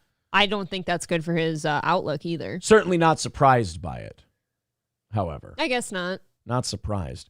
That wasn't the only fight that took place during this Gotti-Mayweather fight card. Was there something at an airport? There was something backstage.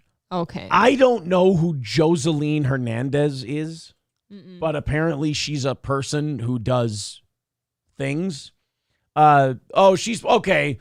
She's part of this like Amber Rose, BET, Ho Bitch reality show group of people. Okay. So, Faith Evans and Stevie J get married. What does that have to do with her? Stevie J gets arrest warrant for Joseline Hernandez in custody case. That was 4 years ago. Okay, so she's a reality show chick. She's one of these scummy bottom of the barrel reality show chicks. And they have kids. And she started fighting with Big Lex. Again with these names. I don't know what a Big Lex is. She's a lady. Fridman. Yeah, Big Lex Fridman. Is that what it was? It was Big Lex Fridman. What's LNHH? That's apparently the show she's on. I don't fucking know. Oh, Love and Hip Hop. Well, I was going to say, don't pretend I know. There. Love and Hip Hop, Joseline Hernandez arrested for Big Lex beatdown during Mayweather fight. Now I need to find out. I'm white. I don't know who Big Lex is. I'm white. Who is Big Lex? We're not allowed to I'm know. a self-respecting white fella. I have no idea who a Big Lex is. Big Lex, she's got an Instagram. Ms. Raw. Oh God, she really. Oh, okay. So she's a thought, basically. How dare you say that? She's a nice lady. Yeah, you're right. She's really dressed like a fucking professional. That's Big Lex. Why you always gotta look like that? Like have that look on your face where you look confrontational. Why? I mean, would you like an answer, or would you look like at to that picture, or would you like to keep your YouTube channel? Okay, which one? Oh, yeah, that's her. So that's you understand now.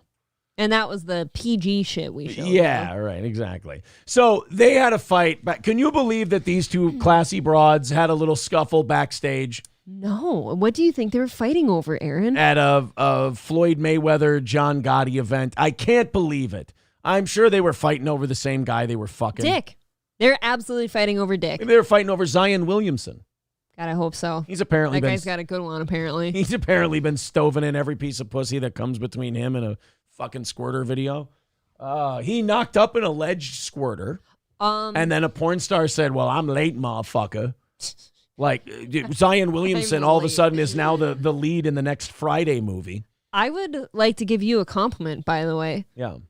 I very much enjoyed your point you made on this alleged squirter this morning. I'm like, does that have to be alleged? If there's squirting evidence out there, all you need is one video to take the word alleged away. One video of her squirting, and she's a squirter. And if you were to be known as the alleged squirter, wouldn't you almost rather put more credit to it and just be the squirter? I believe it was Woody Harrelson in Play It to the Bone who said you can build 1,000 buildings as an architect. you do one squirting video, you're a squirter. That's it. Let's check out this fight between crazy black reality star lady number 1 and crazy black reality star lady number 2. It's probably all you need to know. Why'd they have to be This crazy? girl fighting every motherfucking body in here, man. Jocelyn Hernandez. Jocelyn Hernandez fighting everybody in this. Oh, Jesus. All these men are pissed because now their women are pissed. Oh. Can you imagine being one of their men trying to clean up after this? Oh, wow. They're getting after it. Hey, man, somebody stop Her that tits shit. are out. That's why they're blurring it. Oh, no. Her fucking Her tits came out. She Now- had a tiny sports bra of a tube top on. Now, is that Big Lex or is that Jocelyn Hernandez? I think there's squirt on that fucking box there. Oh, no, they squirted on the gearbox. That's all I need to know. That's Stop that 70% girl. piss. Akima is there or whatever the fuck. She killing that girl. She killing that girl. Her titties be out. Bro, stop that shit, bro. My God. Stop that. I love that guy looks at him like, Nick, what do you think I'm trying to do? Motherfucker. The hell? shit, dog. How about you put the phone down and you go help? Look at this white man with his hands on his hips, just like, oh my God. He's just, that white guy steps back. He's like, I guess that's just what black people do. You're like, dude. I'm sorry. Stop that shit, bro. They'll tire out eventually. That shit, bro. For real. I like this guy in the cowboy hat. Okay, but here's the problem. If you put this rabid pit bull in a chokehold, now you're in trouble too. Right. You just abused a woman, right? Yeah. He's just trying to fondle some titties. Stop the shit, bro. Oh, he's pissed. Oh, that was Big. Wait, so that's Big Lex, right? Yes. So she got the better of Jocelyn Hernandez. Yeah, and that's apparently Jocelyn's man right there. Oh, really? Oh, he's pissed at this bitch.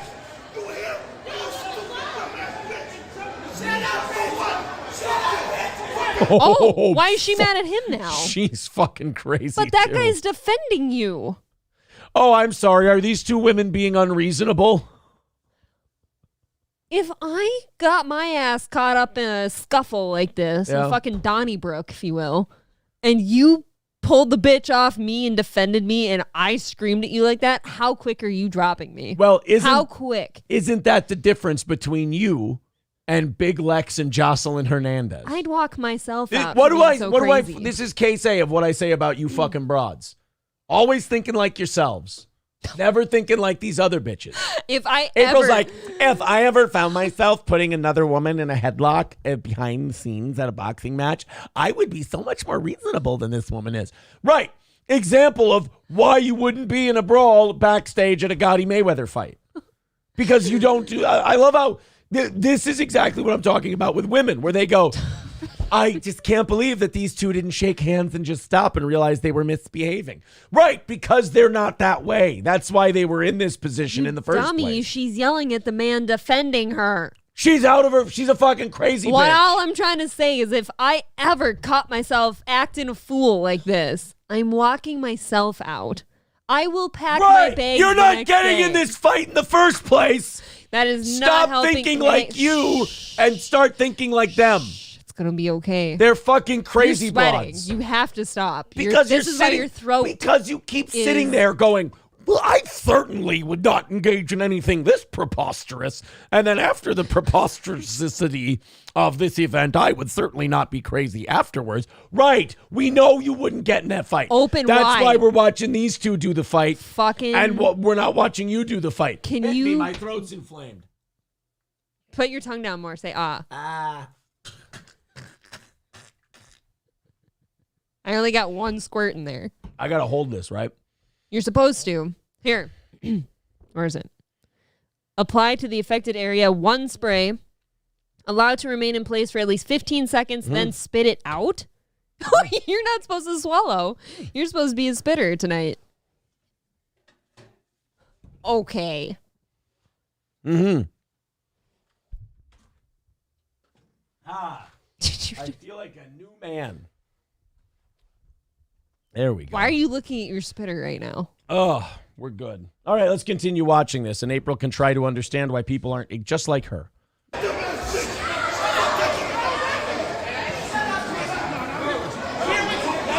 Hey, come over over here. Get She over won't here. put her shirt up. She wants her titties out. She worked hard on those titties. You know what? That's her next win. That is Yeah. her win now because now all the men are looking at her tits, Right. and now that bitch is still mad. I don't give a fuck. Everybody can look at my titties. I don't give a fuck. I Outta here, think, yeah. Once you get your shirt pulled down, you just leave them out, Yeah. right? Hey, who you with? Hey, yo, get her out of here, bro. Hey, get her out of here. Big man, get her out Big of man. here, bro. Who is this girl? What a Floyd, can we have a no hood rats policy at the next fight? That would be nice. What if no one showed up? That's a good point. fucking Oh, why aren't there any fans in attendance? They all just stay home with their hood rats, unfortunately. security. Hey, Jocelyn. Hey, stop the fight, bro. Get her out of here. Get her out of here. Get her out of here. Get her out of here. Go, get her out of here. Jocelyn, baby, stop, please. She's like one of those chicks who the guy who picked her up and took her out of there, she'd be like, he grabbed my titty, y'all. He assaulted me. No, I'm actually starting to wonder, how drunk is she? She might not realize her titties are out. Oh, no, she just got in a fight. She's a little fucked up from being in a fight. She's a little discombobulated. She almost got choked out just now. Them titties be right, though. Man, Jocelyn will not stop fighting this bitch. Wait a minute. They fought later? You have to, I think. It's like a WWE pull-apart brawl before the pay-per-view? It's round 2. Oh, my God. She won't stop fighting, bro. Hey, my man, just get Jocelyn, man. Get Jocelyn. Hey, get that girl out of here, man. Hey, get her out of here. Come on, bro. Why is she... She's got her stilettos. in Why her is hands. she always either being choked out or lying on her back in all these fights? Like she's getting in all these fights at these events and she's getting the shit kicked out of her each time. They're either pulling someone off of her in a chokehold or they're like, all right, come on, pick your ass up off the floor. She's drunk. She's so drunk. She's got stilettos in her hand now, which if you watch SVU enough, those are murder weapons. Get out of here. Ain't no fucking security. This guy here has been remarkably useless this Yeah. entire time. That guy is the definition of big for no reason. Yeah, it's all he He's is just big. Hey, yo, who you with? Goddamn, who you with? Oh, no, not now. Who she with, bro? She need to get the fuck up out of here. How about that? There's a girl with her tits out, and every man is Yeah, begging and pleading for her to leave. they all would like her to leave. Oh, man. She,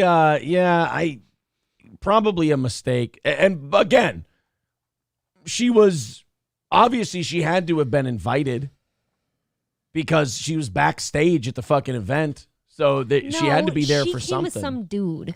Oh, I'm telling man. you, she came with a guy. Well, I'm glad she didn't embarrass him. That's all. That would have been terrible. All right, boys and girls, we've got a half hour before we rattle the cans and try to knock this thing out. We started at 210 tonight. Shorter goal than usual, but we're only at 190 at the moment. So I am going to poke and prod just a little bit here. It won't hurt very much, just a little pinch. Streamlabs, PayPal, Venmo, Super Chats, memberships.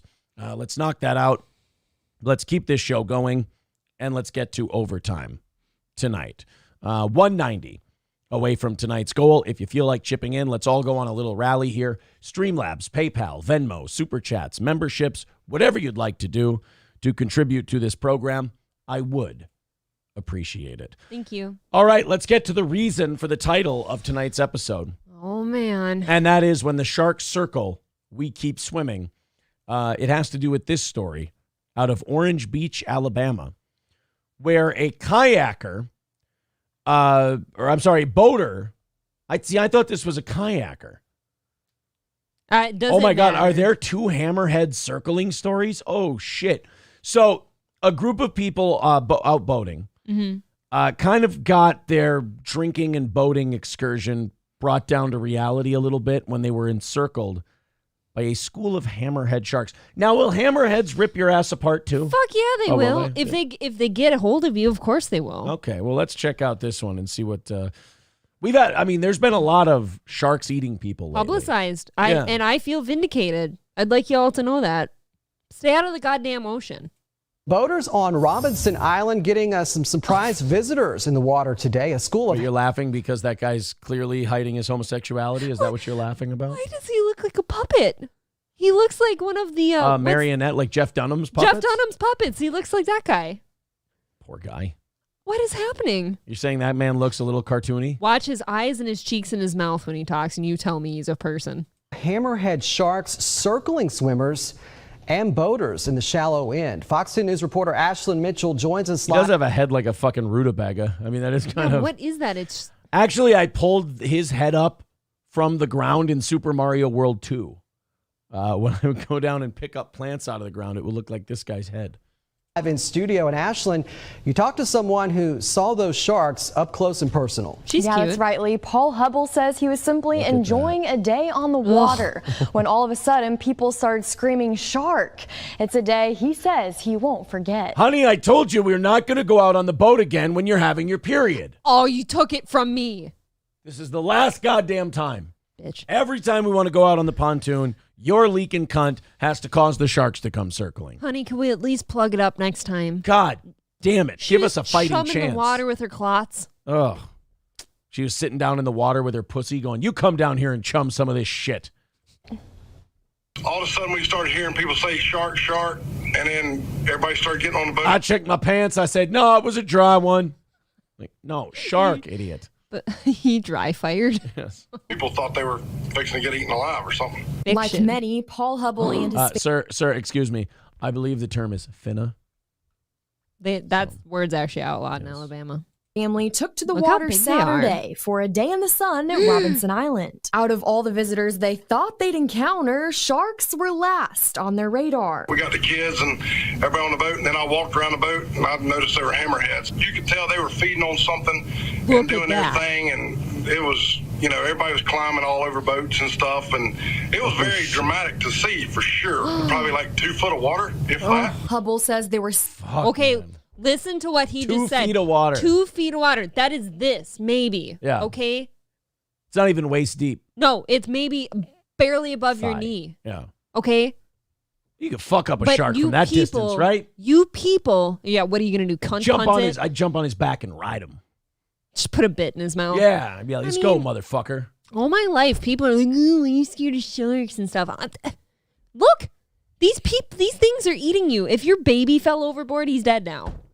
One kid was leaning over the railing of the pontoon, holding a picture and a Sharpie. And he said, "Will you sign this? Will you sign this?" And the dad said, "For God's sake, it's not Brittany Venti. Stop it."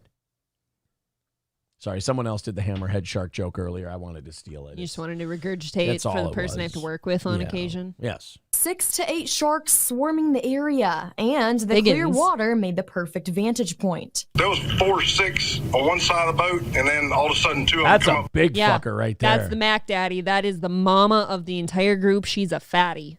Yeah, that one will That- rip your asshole first. I'm telling you, I bet that's how big do sharks get really? You know how you measure when you're in the water, Chief? You measure from the dorsal to the tail. Of course, what we didn't know was our bomb mission had been so secret. No distress signal had been sent. They didn't list us overdue for a week. I bet that puppy's like 10 to 12 feet, don't you think? I don't know. Tip to tip. Behind me and just or went around me and stuff like that. So, yeah, so they stay. All rubble. God, how did his parents not name him Barney? Oh, my God, how did your parents resist the urge to name you Barney Well, Rubble? They didn't want to be hacks. Oh, it would Maybe have he been has a so brother. great. Yeah, Paul and Barney. Or his dad. Whereas he's got another brother, Reduced to Rubble. That's all. You guys, knock out that goal for me, His please. name, yes. Close together. They were good size. There was one that had to be every bit of 8 to 10 feet, and they averaged the smallest one maybe 6, averaged 6 to 10 feet. And Hubble literally Oh, soaking in shit. Look at that, April. You doing what that guy did? No. Jumping in with the hammerhead, seeing if they'll come over and play a little Maybe bit? if I'm fucking paralyzed with fear. Are you kidding me? Yeah. Watch me like I'm knee deep in the water somewhere. And Oh, yeah? yeah. Don't look at me like that. I'm so fucking frozen. Somebody's got to use one of those like hooks that you pull people out of the water with to like drag me. Well, I have a tip for you if you're frozen in that situation. I don't want to. I got it. Like, nope. Let it go. Let it go. in the moment, the only one in the water. If I'd have known my fiance was video and made that, I'd have knelt down and let him circle around. Hubble is no stranger. I love this guy. I'll let those sharks circle me. That'd have been a great video. We could have put that up on YouTube, made a buck or two. Yeah. To the He's the fucking guy from 50 First Dates, so they'll fuck around with the shark. Yeah. And, oh, the sharks only bite when he touched the private parts. That's that guy. Why are you fingering his asshole? beach, and he says he doubts this will Look at happen him. again. Never seen that. I mean, every weekend for years, and never seen sharks come up like that. The sharks, Hubble says, were in and out of the area in about 10 minutes. Saturday's sighting comes nearly 2 months after a pregnant 14-foot hammerhead shark washed up on Orange Beach, the remains gathered by biologists for study. Hubble So there's a fuckload of hammerheads This in that area. is what's wrong with those creatures. They fucking multiply like bunnies into killing machines. You know what's not so bad about bunnies? They don't kill anything but your garden. They pulled that from one 14-foot hammerhead shark. That's disgusting. That's disgusting. One shark had that many babies. Woo! I want to keep one of those like in formaldehyde in a jar to laugh at it on my mantle. says the shark rendezvous at Robinson Island is a true reminder of who really runs the place. I Exactly. think everybody needs to know that. I mean, when we go Satan. down there, we're in their world. So they live there, but that happens so rare. And I mean, people need to know it's a fun place to go. You need to keep going. Whatever. There you go, April. No, that's not a promo for me. It's a fun place. You need to keep going. I love Alabama. I do. I think it's beautiful. I'm not fucking going in their water now. Oh, man. Did you ever show the follow-up video, that close-up of the Red Sea, like Egyptian Red Sea shark that fucking ate that guy? And they beat the fuck out of him? And they got him. They pulled him up on shore, and that thing was monstrous. I love how Muslims, like, they have to beat everything to death when they're in a large group. Like, it can never be like a ceremonial harpooning or you shoot it or you just lance it once. With Muslims, it's always you got to take off their fucking shoes and like smack him in the head and watch him wiggle until he dies. They're like, we're going to make sure this shark fucking knows what it did before it died. Allahu Akbar. And they just start gang beating the fuck. Like, there was one guy who was coming up and just kicking it. Like, the shark owed him money. And he's just beating the living fuck out of the thing. But I'm on the Muslim side with that. Oh, I'm not saying that the Muslims are wrong. No shark deserves an easy death. I just find it funny that they won't like harpoon it or anything else. Like, no, tie it up with a rope. Get it in a net. We'll teach it a lesson before it dies. And they all just start kicking the fuck out of it. I wish they do it in front of all of its friends, though. So they know what the fuck's up. I love that the mayor from Jaws showed up in our chat. Mayor Larry Vaughn, who I hope because of the name of tonight's episode, he just hung around for an hour and a half just for this story. Pun intended. And he goes, this was a boating accident. This was no boating accident. You guys, I don't understand why anybody feels like they need to swim in the ocean at this point. I can understand going knee deep on a beach in the water because you can see what's coming. But that person in Egypt that's just in the middle of the fucking ocean, like, you're not close to shore or a boat. What are you doing? Thank you very much to Magnum DUI with $10. Says, do a shot of liquor, Aaron. It will help your voice. But then it dries me out and I'm bad tomorrow. Magnum DUI also with $5 says, don't ever take any advice from anyone named Magnum DUI. And Alex Bernal with $5 says, the Hammerhead Sharks response, Eliza Blue is a liar. Wow, that's a very weird thing for the shark to say. But oh, man. All right. That's funny. Mr. Nagel says, clear the goal and Aaron will shark April on camera. I like that idea. Didn't you do that to me in a pool once? Oh, yeah. Or was it the lake? I don't remember. I think it was a lake, but Aaron, yeah, I sharked the shit He out sharked the shit out of me, and then I think I might have sharted, actually, out of fear. Actually, she did shit her pants. And I wasn't ashamed. I'm like, you can't do that to somebody. And then a mud shark came because that attracts mud sharks. No, the most angry I was ever with you, I think, was we took the kids to the Mall of America to the fucking shark aquarium. And I threw a 3-year-old over the railing. Sorry. It was worth it, right? A little No, you scared the shit out of me in there, remember? Even though I told you many times, like, this is a big test for me going in here with you guys. She hit me so hard, I got pissed. Like, I got legit mad at her for a shoot. Okay, don't scare the person who's already having a panic attack in the shark tank. So, April, we're in one of those aquariums that surround you. Like, goes all the way around. All-encompassing. All-encompassing. And I pointed up at the top of the thing and I go, oh my God, April, look out. And she turns around and hit like full on swing in front of many, many people. Kids. Yeah. And I actually got upset. I'm like, I don't care how much that scared you. That's fucking bullshit. But go fuck yourself. Like, you know that's my biggest fear in the fucking world besides like diseases. Right. And you can't do that. I wouldn't do it if it wasn't one of your biggest fears. The bigger the fear it is, the more funny it is. But don't get upset. Gina Bobina's right. I'm abused. No, you can't get upset when you did the thing. You asked for that. Can we not jump right to violence? It was like, it's not something I consciously thought about. I just reacted like out of fear. Like it was a defense mechanism. It was a fight or flight moment and I fought. And then I flew. I was gone. He made a joke about a shark bursting through the glass, which would never happen. And that justified me hauling off and hitting him as hard as I could. Yes, I do believe that if you've seen my reactions on here, I'll get sweaty and clammy when you pull up a shark on the TV sometimes. D Gulag with a good point. Hurt people. Yeah, you hurt me. Now you gotta hurt. Stevie J says watching this show is like watching a slow motion domestic. Well, all the abuse has already happened. Well, maybe not all of it. See, no, I consider that moment at MOA for us a wash because you abused me mentally, so I abused you physically. Fair enough. Right? Dr. Climate Abortion. I'm sorry. Richard K. with $10 first says stay away from rivers. 2 bull sharks can breathe in regular water and salt. Yep. I'm wonderful. Totally cool not doing either. Dr. Climate Abortion with $5 says, Aaron, if you need something creamy to soothe your throat, I'm here for you, buddy. Wow, that's very sweet of you. Thank you so much for that genuine, nice offer. Thank you. Guys, we are 165 away from tonight's goal. We're rallying. We've got a rally brewing here, I think. 165 away. Keep her going. You guys feeling generous like these other guys? Follow the leader. Streamlabs, PayPal, Venmo, Super Chats, memberships, the whole deal. 20 minutes away from rattling the cans, which I'm guessing that this week or next week we'll have our offering plate.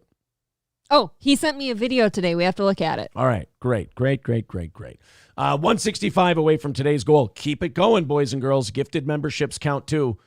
We do appreciate that. All right. Continuing on.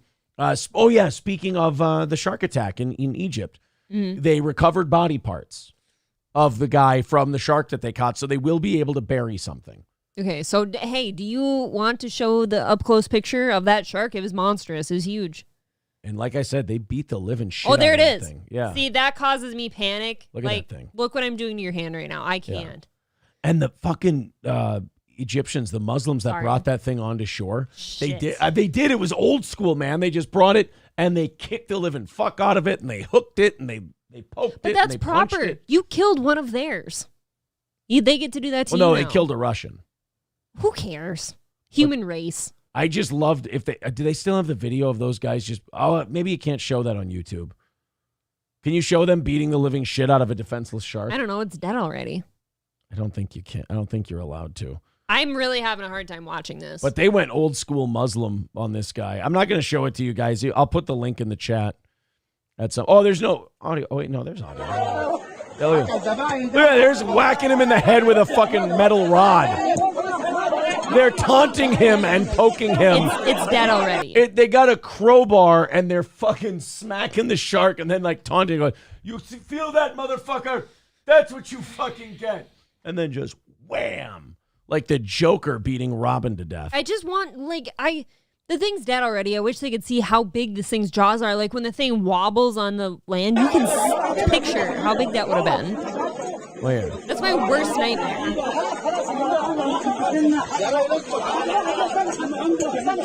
Yeah, there he is. Yeah, look at it. Look at it! Stop swimming in the ocean. Look at that thing. God does not want us there. That is a godless killing machine right there. No, Satan rules the oceans. Okay? That's where you go to die. That is a big, bad motherfucker. God sent us warnings, and they're called sharks, and you're not supposed to go fuck with them. Oh, okay? Man. Cocktiff says they need to do that at Spirit Airlines ticket counters. Yeah, hire those guys to be Spirit Airlines security. Dude, there was a person in that tummy. There's a fucking person in there. Yeah, they cut it open. They found pieces of him. So they are going to be able to bury remains. Well, God bless. It's not just shark shit.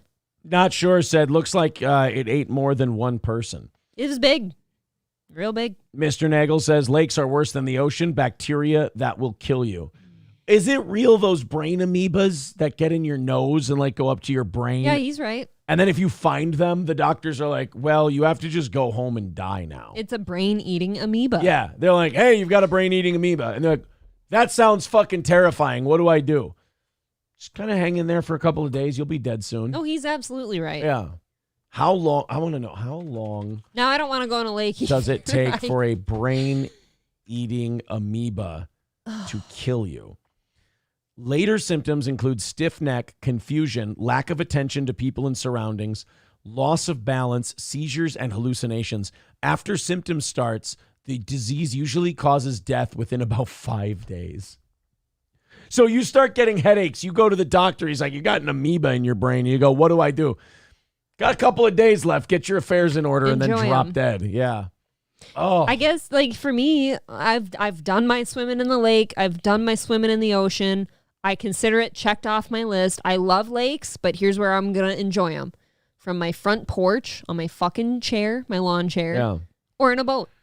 I think that's proper. Studies show that many people have antibodies to end fowlery. That suggests that they became infected with the amoeba, but their immune system fought it off. What if we've had one?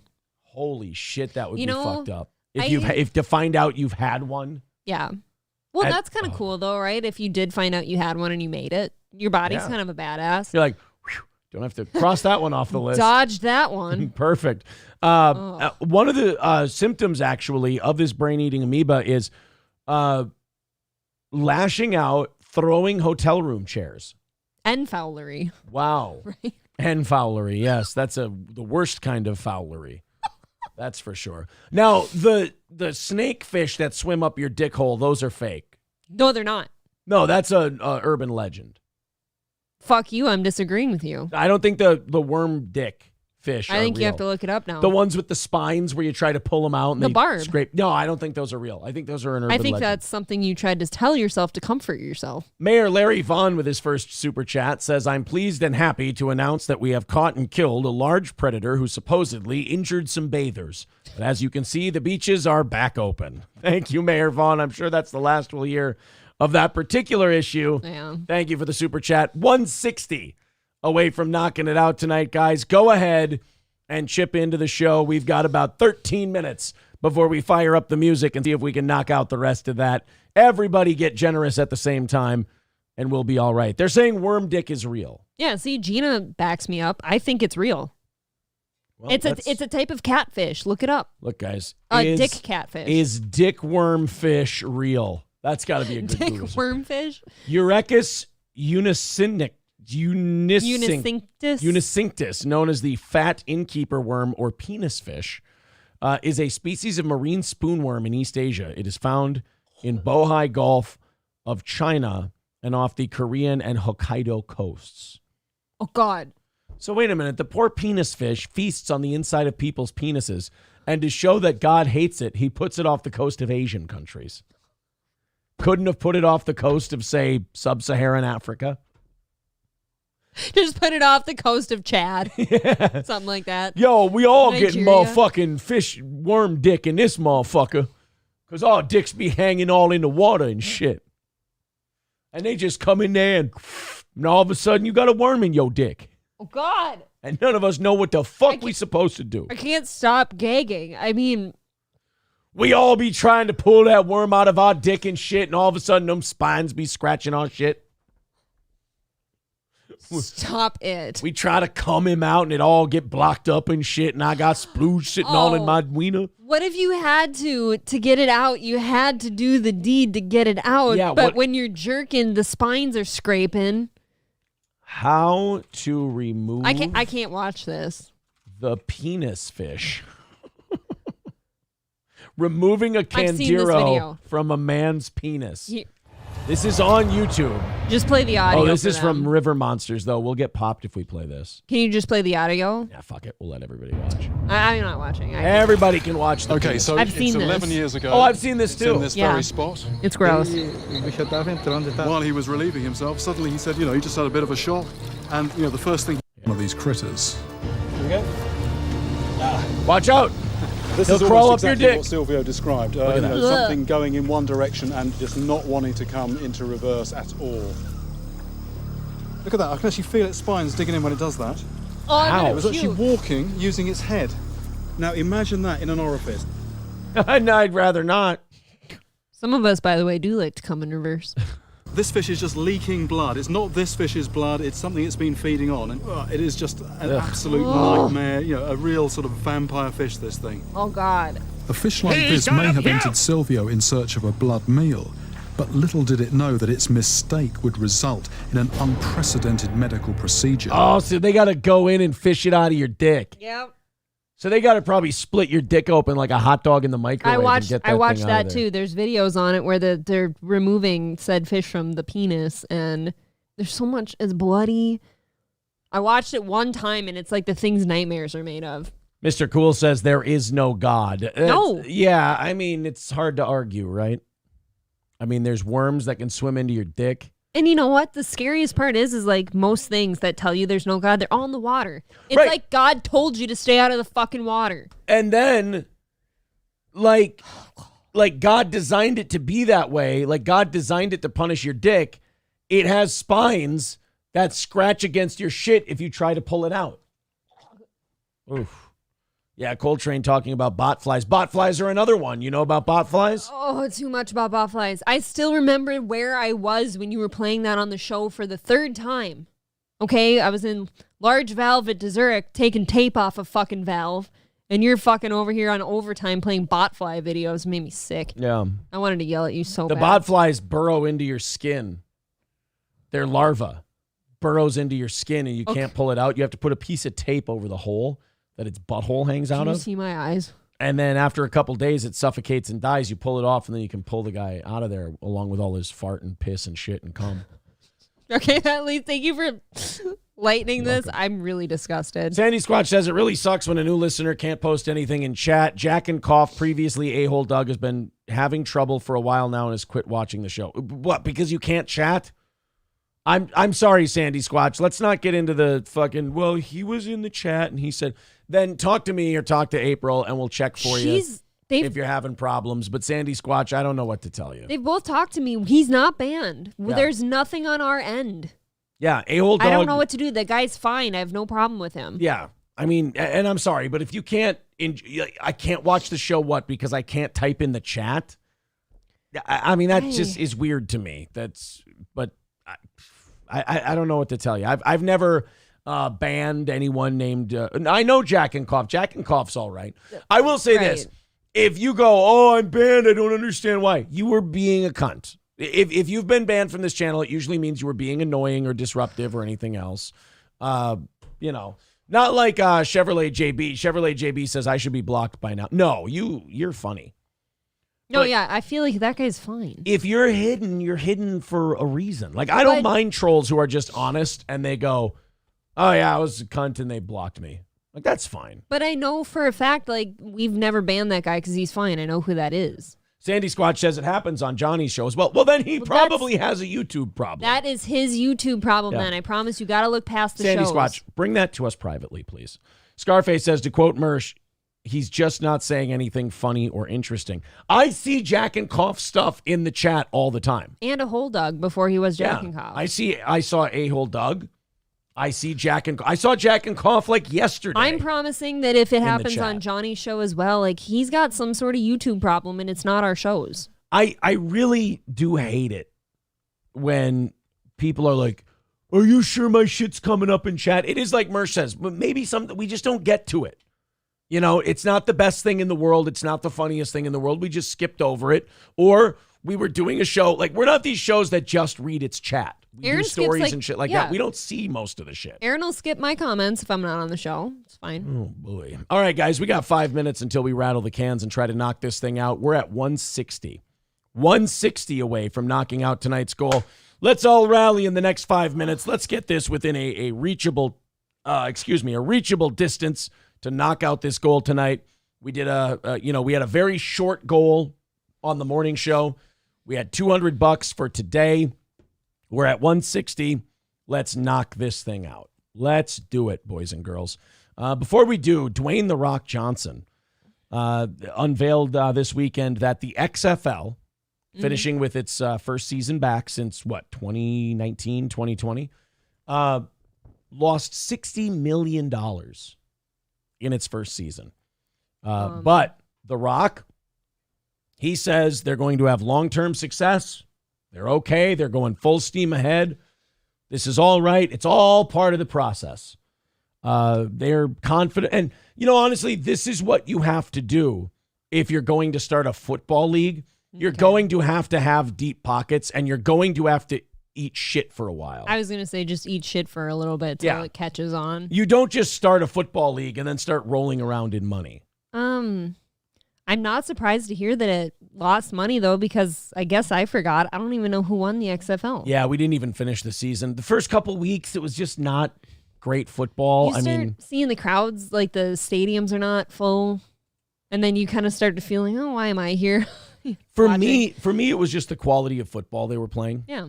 It just, you watch the game and you're like, these guys just look like minor leaguers. It wasn't. Yeah, you did get that vibe. It was almost like arena ball or something. And I don't know about the USFL and how they've done this year.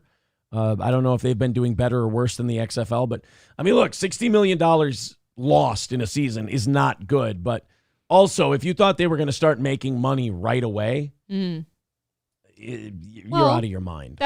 This is a stupid small town example, but whenever somebody starts a new business, aren't they kind of told, like, hey, you're going to eat your shit for the first couple of years and then turn it around? Why not just put them in smaller stadiums, get smaller venues, get like 10, 15,000 seat venues. That way you can fill them up and sell them out. It'll look cool. Yeah. And you won't be having these, because they were like renting out smart. like the Seattle Seahawks Stadium, which is like 60 or 70,000 people. That looks terrible. Even if you have a 15,000 person crowd, that looks like shit. Well, and then I'll raise you the price of renting those places too. Right. To not sell out. So if you get like a D2, like if you were, if Minnesota had a team, I'd say play at either Allianz Field, the soccer field, play there, or play at like, I don't know, probably like St. Thomas University. The Gopher Stadium, how about? No, that's still like 35,000 people. Is it really? Yeah, I would go to like St. Thomas, go to like a D2 school. Okay. And play there where they fit like 15,000 people. 15,000 people in a 15,000 seat venue looks fucking awesome. Yeah. 15,000 people in a 50,000 seat venue looks like shit. Get them to Seafoam Stadium. Which one's that? It's in the cities. Seafoam. I've never heard of Seafoam. Seafoam is like that's not St. Thomas, is it? What is St. Thomas's stadium called? No idea. It might be that one. Okay. As of May 22nd, 67 players who participated in the XFL during the 2023 season had been invited to work out for NFL teams. Just 22 of them signed NFL contracts. That's pretty good. Considering you've got 8 teams. That's like 3 guys on each team. Yeah.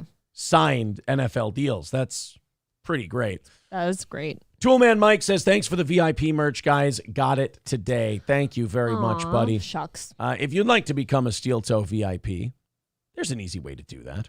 All you got to do is with $250 contributed in a 1 week period, you get all 3 of our Steel Toe t-shirts. You get our Steel Toe hoodie.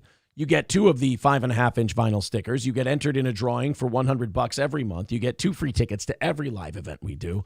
And when a new piece of merch comes out, excuse me, boy, you guys really want overtime tonight, don't you? It's hot. When a new piece of merch comes out, you get to claim it for yourself. That's $250 in 1 week, the Steel Toe VIP program. You're going to love it. Every VIP we have has been very excited about it. Thank you very much to Scott for $20 over on PayPal. We appreciate that. So here we go, guys. Thank you. 140 away from knocking it out tonight, which means that we are within what we call striking distance. So, excuse me. We're going to fire up the music. While the music's going, I'm going to grab a cough drop. The sex appeal here is unlike any other. And boys and girls, we're going to knock this thing out, and we're going to do overtime today. Yes. I'm confident. Please, can you tease them with some things you have? Pretty much every story we had today. We got a lot of shit still going. We got a radio host who almost got fired because ChatGPT made up false allegations against him. So ChatGPT clearly angling to take the radio people's jobs by any means necessary. Wow. As it were. You guys, like AI and ChatGPT, that's just not good. Not at all. Well, guys, here we go. Let's fire up the music. We've got 5 minutes to go. Let's knock out that 140 or get within $50 before the time expires. And then we'll do 30 minutes of overtime, more show to do, and lots more jokes to be had. Fire up the music. Here we go. The e-begging extravaganza known as Steel Toe's 5-minute rally.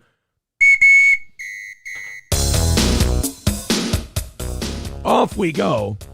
Streamlabs, PayPal, Venmo, Super Chats, memberships, gifted memberships. It all counts. This is the rally to end all rallies, to see if we knock the whole thing out tonight and to see if I don't die. Just completely keel over and a little animal bursts out of my throat. It really does sound like you have emphysema. And wipes me out. I'm feeling much better now with this Ricola cough drop. All right. Scary almost. Let's get going. Who's got a few bucks to throw at Steel Toe? 140 away. I want to do it. Let's make it respectable. I want to do some overtime tonight, guys.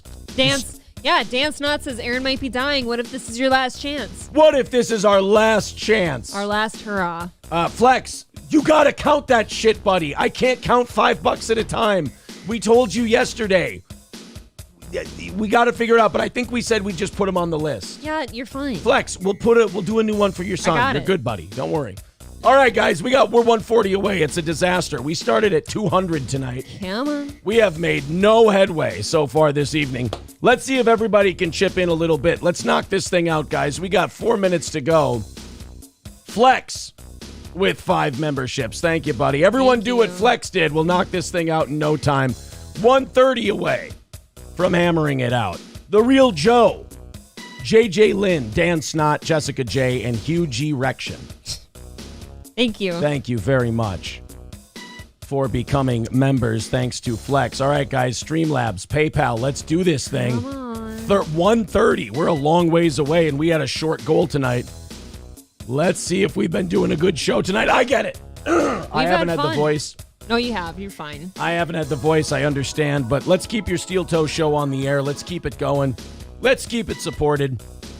Come on, who's chipping in a little bit? I'm feeling saucy. 5 or 10 here and there. We've only got one. We don't even have a rally going here for the last 5 minutes. Let's do this thing. 3 minutes to go. Let's get this knocked out. Come on now, boys and girls.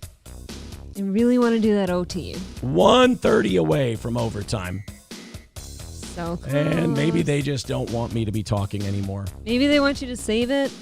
I think you came this far. You should just blow it Tuesday all. mornings are the hardest to knock out the goal, so we definitely need to hit something here tonight. Pick it up. If you feel like supporting the show that you love, now is the time.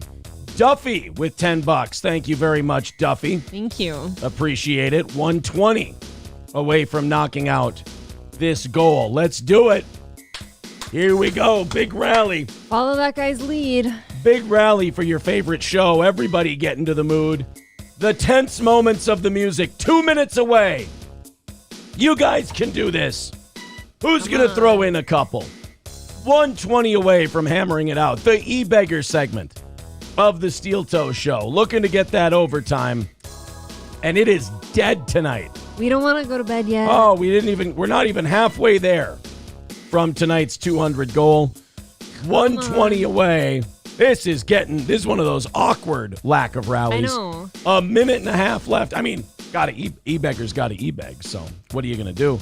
Rupert with $9.99 says, here's my dues. Thank you, buddy. 115 away from knocking it away. Let's do it. Kyle says, none of my stolen credit cards are working. Shit. Oh, man. I feel like I didn't do a good show tonight. Let's see what we've got. You got a dead-voiced man and his lady. You've got 115 away. We've got 1 minute left to go. JJ Lynn gifting a membership. 100 from Richard K. 70 of that goes to your favorite show. That guy just bought you overtime because that brought us to 45. Thank you, Richard. JJ Lynn gifting a membership to Andrew Zodiac. Thank you very much, Richard. Very nice of you. But guys, help him out now. Finish it off for old Richard over here. Yeah. Oh, my God. Bailing us the fuck out. That's incredible. Oh, boy. Thank you, Richard. We are going to have to do a second rally because you guys getting us to inside of 50 gets you the 30 minutes of overtime, but we got to knock out that last 45. So if you guys want to rally together, let's do it and knock out that last $45. Everybody chipping in. If Richard can do it, you can do it. You guys can do it. I'm not saying 100. I'm just saying if Richard can chip in. You guys have got it $5 at a time here and there. Come on now. How about 100 dimes? All right. 5 seconds left in the train. And that's it. Boy, that was Richard. a tense ride. Richard, you saved us from being fucking worthless tonight. We are I do gross. appreciate that. Thank you, I Don't Greasy 1776 for becoming a steel toe bro. 40 away. Thank you. From knocking it out tonight. All right, guys, we're going to do a half hour of overtime, but we got to hit that 40. Do you feel grimy yet? Yeah, I feel like whenever we don't have a good roll going on that, I feel like every bit the e-beggar I am. I feel like I need a shower. Maybe that's what we need. We need that to keep us humble. I think so. Look, you lose a little. You gotta be humble, I guess, in this game. I don't know. Just you lose some kind dignity. It's our audience reminding us, look, you're a fucking e-beggar and everybody knows it. They're the ones in charge, so they get to make us squirm every now and then. Ethan, thank you for the $20, buddy. Appreciate that. Thank you, so that's Ethan. half of it.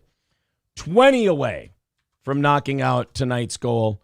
Let's do some overtime and let's hit that last 20, boys and girls. Ethan says penis throat for his comment. Penis fish throat. Penis fish throat. Yes. Sad Boy says, you're top G tonight, Richard. Yeah, for sure. No kidding. Richard is top G. Hope that guy gets laid tonight. Of course, I hope he gets his penis sucked on. And if he's gay, I hope he gets it doubly sucked on because it's Pride Month. Oh. Of course. Look at you being all inclusive. Gay dicks everywhere. Gay dicks, straight dicks, I want them all consensually sucked. All the time. When appropriate. All right, boys and girls, 20 away. You guys knock out the rest of it. I believe in you. You'll team up and do it together. You'll figure it out. Thank you. The creators of ChatGPT are in legal trouble. Now, this could end up being the thing that saves us from AI. And that is, God willing, the lawsuit factor of like these AI programs and all this stuff costing people jobs, committing slander, libel, whatever. Maybe they just don't make it through the judicial process. After the AI software straight up invented false allegations about a radio host from whole cloth. OpenAI is being sued by a host, Mark Walters, in Georgia, in a first-of-its-kind lawsuit.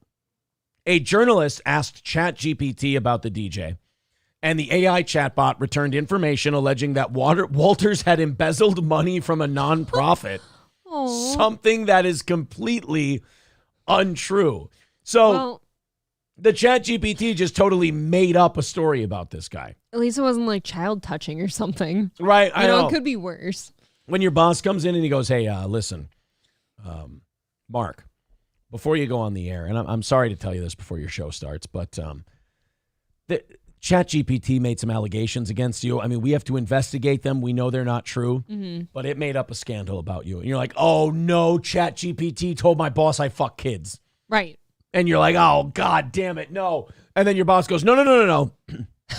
They're saying you embezzled money from a cancer charity. And you're like, thank Christ. Thank Christ. I thought I did something horrific. Can you imagine suing something that's not even human? Imagine reading it from the ChatGPT and then convincing yourself for a split second that you did that.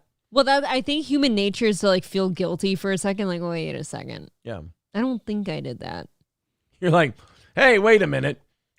Holy shit, I embezzled money from a fucking charity? No, dude, you didn't embezzle money from a charity. It made it up. I was on one of my benders again. Walter's case was filed June 5th in Georgia's Superior Court of Gwinnett County, and he is seeking unspecified monetary damages from OpenAI. The case is notable given widespread complaints about false information generated by ChatGPT and other chatbots. These systems have no reliable way to distinguish fact from fiction. And when asked for information, particularly if asked to confirm something the questioner suggests is true, they frequently invent dates, facts, and figures. So basically, ChatGPT is like a little kid making up a story. It's Mad Libs. Yeah. You're filling shit in. It goes, hey, this guy embezzled from a charity. What? Really? Did it? What date? March 19th, 2016. What? When? Afternoon. Where? Pueblo, Colorado. I was like, really? And ChatGPT is like, yeah, sure. Yeah, sure. Yeah. Just make But that shit up. Where does this come from? Because doesn't it have to teach itself things? It's going like it's built to fuck up. Like it can't be right 100% of the time. So it's going to do this. So hopefully these lawsuits are really, really effective. I hope so. And these lawsuits end up totally butt fucking these companies to the point where it's not feasible for them to go forward anymore. Okay, you know what my new wish is? I hope that ChatGPT does some seriously horrific things, like alleges that everyone's done the worst of the worst. Like, you're a white supremacist group leader and all this shit. Just say really actionable shit. You were involved in a tarring and feathering once. Like, you were involved in a lynching. Right. It's like, whoa. It's just over now. You bought somebody once. Yeah. Some of you are going to have to be reputational victims, sacrificial lambs in order for us to get rid of this ChatGPT. We need you, though. Some of you are going to be accused of serial graping of people. Boys, girls, men, women. It's the whole thing. I mean, the nastier, the better. Because remember, it never happened in order to get rid of this ChatGPT. You were Epstein's left-hand man. Yes. Ghislaine had the right. So I mean, look, you'll prove it like tens of thousands of dollars in court fees later. You'll be proven not guilty. ChatGPT actually accuses Hunter Biden of so many heinous things, and he agrees to all of them. Yeah, Hunter's like, that sounds like me. Oh, did I do that again? He sacrificed a baby and fed it to a shark. And you're like, I was probably doing a lot of crack. That sounds like something I might have done. Thank you very much to LOS for becoming a Baby Boot member. Thank you. CJ with $20 super chat says, let's go. The goal has been hit. Cash 45 with $16.99. Thank you, buddy. And Red Fox Mad with $9.99 says Aaron should get contacts. I bet Aaron would gain a lot of female listeners. I think Red Fox Man might be a lady trying to hit on you. What do you think? I put in contacts. Am I going to get more puss? I think we should find out. All right. Well, there's only one way to find out. Contacts for me. Well, boys and girls, thank you very much. You're now $10 into tomorrow morning's goal. We're gross. Yes, we are disgusting. We're disgusting. Filthy e-beggars, but hey. We appreciate you. We're the most honest e-beggars in the business, and we appreciate your generosity. Okay, this might be my favorite one of the night. You would think this was fake, that a guy was doing a bit. 100% not a bit. This is a guy on YouTube called the Self-Defense Goat. Okay. And the shut the fuck up. The Self-Defense Goat wants to teach you how to fight back when someone pulls a knife on you. That's important in some areas, right? Very important. Look, I'm not saying that, look, my voice is not working, so I squeaked once. You're cute. It's very important. You're right. Red Fox Mad, if you didn't have glasses on and you started squeaking like that, I bet the ladies dig it. Give the sex eyes, give them. Okay. Do you think I can do smoldering? No, you just that looks constipated. Psycho. Yeah, no, that you look scary. Give the tweak face. Okay, hold on a second. Hold on. Just hit his right. There. I'm putting my glasses on so I can see. I'm hideous. So the Self-Defense Goat did a video on how to protect yourself using a knife. And what I always love about these self-defense guys is that they always give you a scenario that's never going to happen. Right. Like if a guy pulls a knife and just stands there for 30 seconds, here's what you can do. And it's always like the little 8-year-old idea of like, man, if a robber came in, I would go, and then, Yeah. Like all these karate guys are like, if a guy ever pulls a gun on you. No, if a guy ever pulls a gun on you, shit your pants and try to get him to shoot you. Here, do you want to try on me? Here's a knife. No, me. Oh, you got a knife. Give me all your money.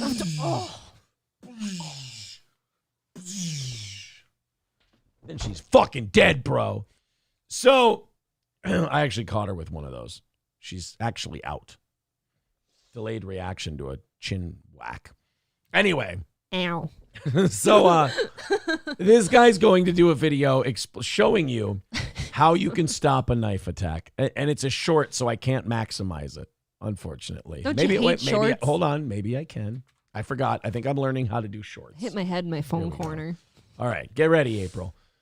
Because this is important shit, and this guy is the self-defense goat. And ladies need self-defense, right? Yo, give me your money. Stay back, man. Stay back. Yo, is that a knife, bro? Do you know how to use your belt for self-defense? I thought this was a bit when I first saw it. That's gotta be a bit. This guy is not fucking around. Good view. He's not fucking around. This guy actually thinks that if someone pulls a knife on you, you're going to have time for some witty banter and fucking time to go. By the way, when someone's holding a knife to you, you're not going to take off your belt like you do when it's time to go to bed. You're going to be going, your adrenaline's going to be pumping. You're going to be, shit. Have you seen me take my belt off when it's time to go to bed? You know that snappy noise I like to make with it? Oh, I rip my shit out. You don't think you think you'll be able to do that when there's a knife? Yeah. No, because in my opinion, number one, usually when you find out somebody's got a knife on you, it's already to your neck because they're behind you. And two, you're not thinking to pull your belt out when you need to defend yourself, right? Like that's self-defense people in a nutshell is they're always like, here, let me show you how to do this thing I just thought of in a scenario that I've cooked up that gives you every logistical advantage there possibly could be. And here's how you'll be able to defend it. I will give this guy one compliment. What's that? If you were to go to your perp and be like, hey, man, is that a knife? That might be so preposterous, like, of a question to that perp that he's like, oh, fucking yeah. He might look down. He might go. He might look down at it. I got to check. I got to double check. Shit. Yeah, it is a knife. What did I bring today? Yeah, fuck. Oh. Yeah. So I think that might like throw him a little. It's not a glazed donut. It's a knife. Ooh. Oh, he's got his belt. Oh, not the fucking belt again. Oh, that hurts. I'll glaze your donut. Thank you. Yo, give me your money. Stay back, man. Stay back. Yo, is that a knife, bro? I love how the guy with the knife just stands there frozen. Right. That was my next observation. That's what everybody does. Yeah, that's what you do when a guy starts taking his belt off and you have a knife. You just go, all right. Okay. Let me know when you're ready with the belt. Okay. Ah, you hit me with it. Oh, didn't see that coming. Yeah, he was like standing there waiting for the belt to come off. Yes. It seems like some Johnny Bravo shit. Do you know how to use your belt for self-defense? Only for sexual pleasure. You gotta get good at getting your belt off so you can use it for something. If you're going to do this, you got to practice at home. Take a belt, tie a knot in the end of it, learn how to swing some figure eights. Down on an angle, down on an angle. No. That's all I did to hit the hand, which carried the knife, then hit the head. Because when you're that nervous in that situation, you're going to drill him right in the hand perfectly. He's throwing us off already, though. Your belt doesn't typically have a knot in it. Well, it's got a buckle, though. That's going to represent the buckle. But are you saying this is preposterous? Just practice with a fucking belt, not a fucking rope with a knot in it. You don't think that guy has good self-defense advice? I've got some solid... I wear belts whenever I wear shorts or jeans. I never go without. And I got some fucking solid leather belts. I can snap that shit. That don't mean you're thinking about it in the moment. I thought the same thing Kane J did. Looks like Louis J. Gomez teaching self-defense. Yeah, kind of. Med Joe says, dodge the throwing knife, then throw a rock back. Right, like William Wallace in Braveheart. You dodge the knife, then you take the rock, and you go, and you hit him right here, and he goes like this for a while, and then he falls down. I actually think you should just clunk him with a boomerang, and it'll come right back to you for that second whack. You can get the knife first and then get his head. Have you ever seen the Detroit self-defense guy? He's even better. Yes, I think I have. That guy's fucking gross. Oh, yeah. This is fun. This guy's so bad. How to defend yourself. Here. Copy video URL. Grr, look at that face. Yeah. This guy's the fucking man. Detroit Urban Survival Training. I'm going to share with you right now what to do if a striker-fired weapon is pinning against your chest, against the wall. Just say gun, you smartass. Yeah, why And can't the criminal you say is gun? holding you at bay. And the reason why they're doing this is because this is how they search you for weapons, how they're going to take things from you, also how they're going to harm you physically and keep you from running or pulling out a weapon is by getting close and pinning you to a wall or to a car. In this case, it's striker fire, so there's no hammer in the back. So the first thing we're going to do is we can't move out of the way, we can't move offline. And if I were to try to move this, as soon as he saw my hand move, he's going to fire. So we have to make this weapon not fire. And to give you an example, the human reaction time, when he sees me move, he's going to fire. So the reason why yes, we're all superheroes, and we all can just grab the slide of the gun and stop it before it fires. He's insane. Like, what are we, Flash? We all know what happened in the Flash. This guy's He's doing well. Yeah, you turn trans and shit. didn't move, the slide didn't slide, is because I inhibited it by pushing it to the rear. From there, what we do is push the barrel back towards the aggressor, and now you have the weapon, and if you don't want to shoot, then you just pin them down to the ground using their finger and taking them under control. We're all James Bond. I tell you what, this guy, if you can't follow those simple instructions, you deserve to get shot. This is why. I was kind of interested in his dog attack defense. How do you? Do you just cunt punt it across the room? Yeah. Oh, wow. This guy's still making videos every 4 days or so. Do you not run out of scenarios and shit? Yeah. ever? Chronicles clearing deception in video edits. Oh, yeah. This is one where he was like, yeah, someone was fucking with me and they took video of my training course and they edited it, the wrong way. Oh, okay. Pistol disarm hostage scenario.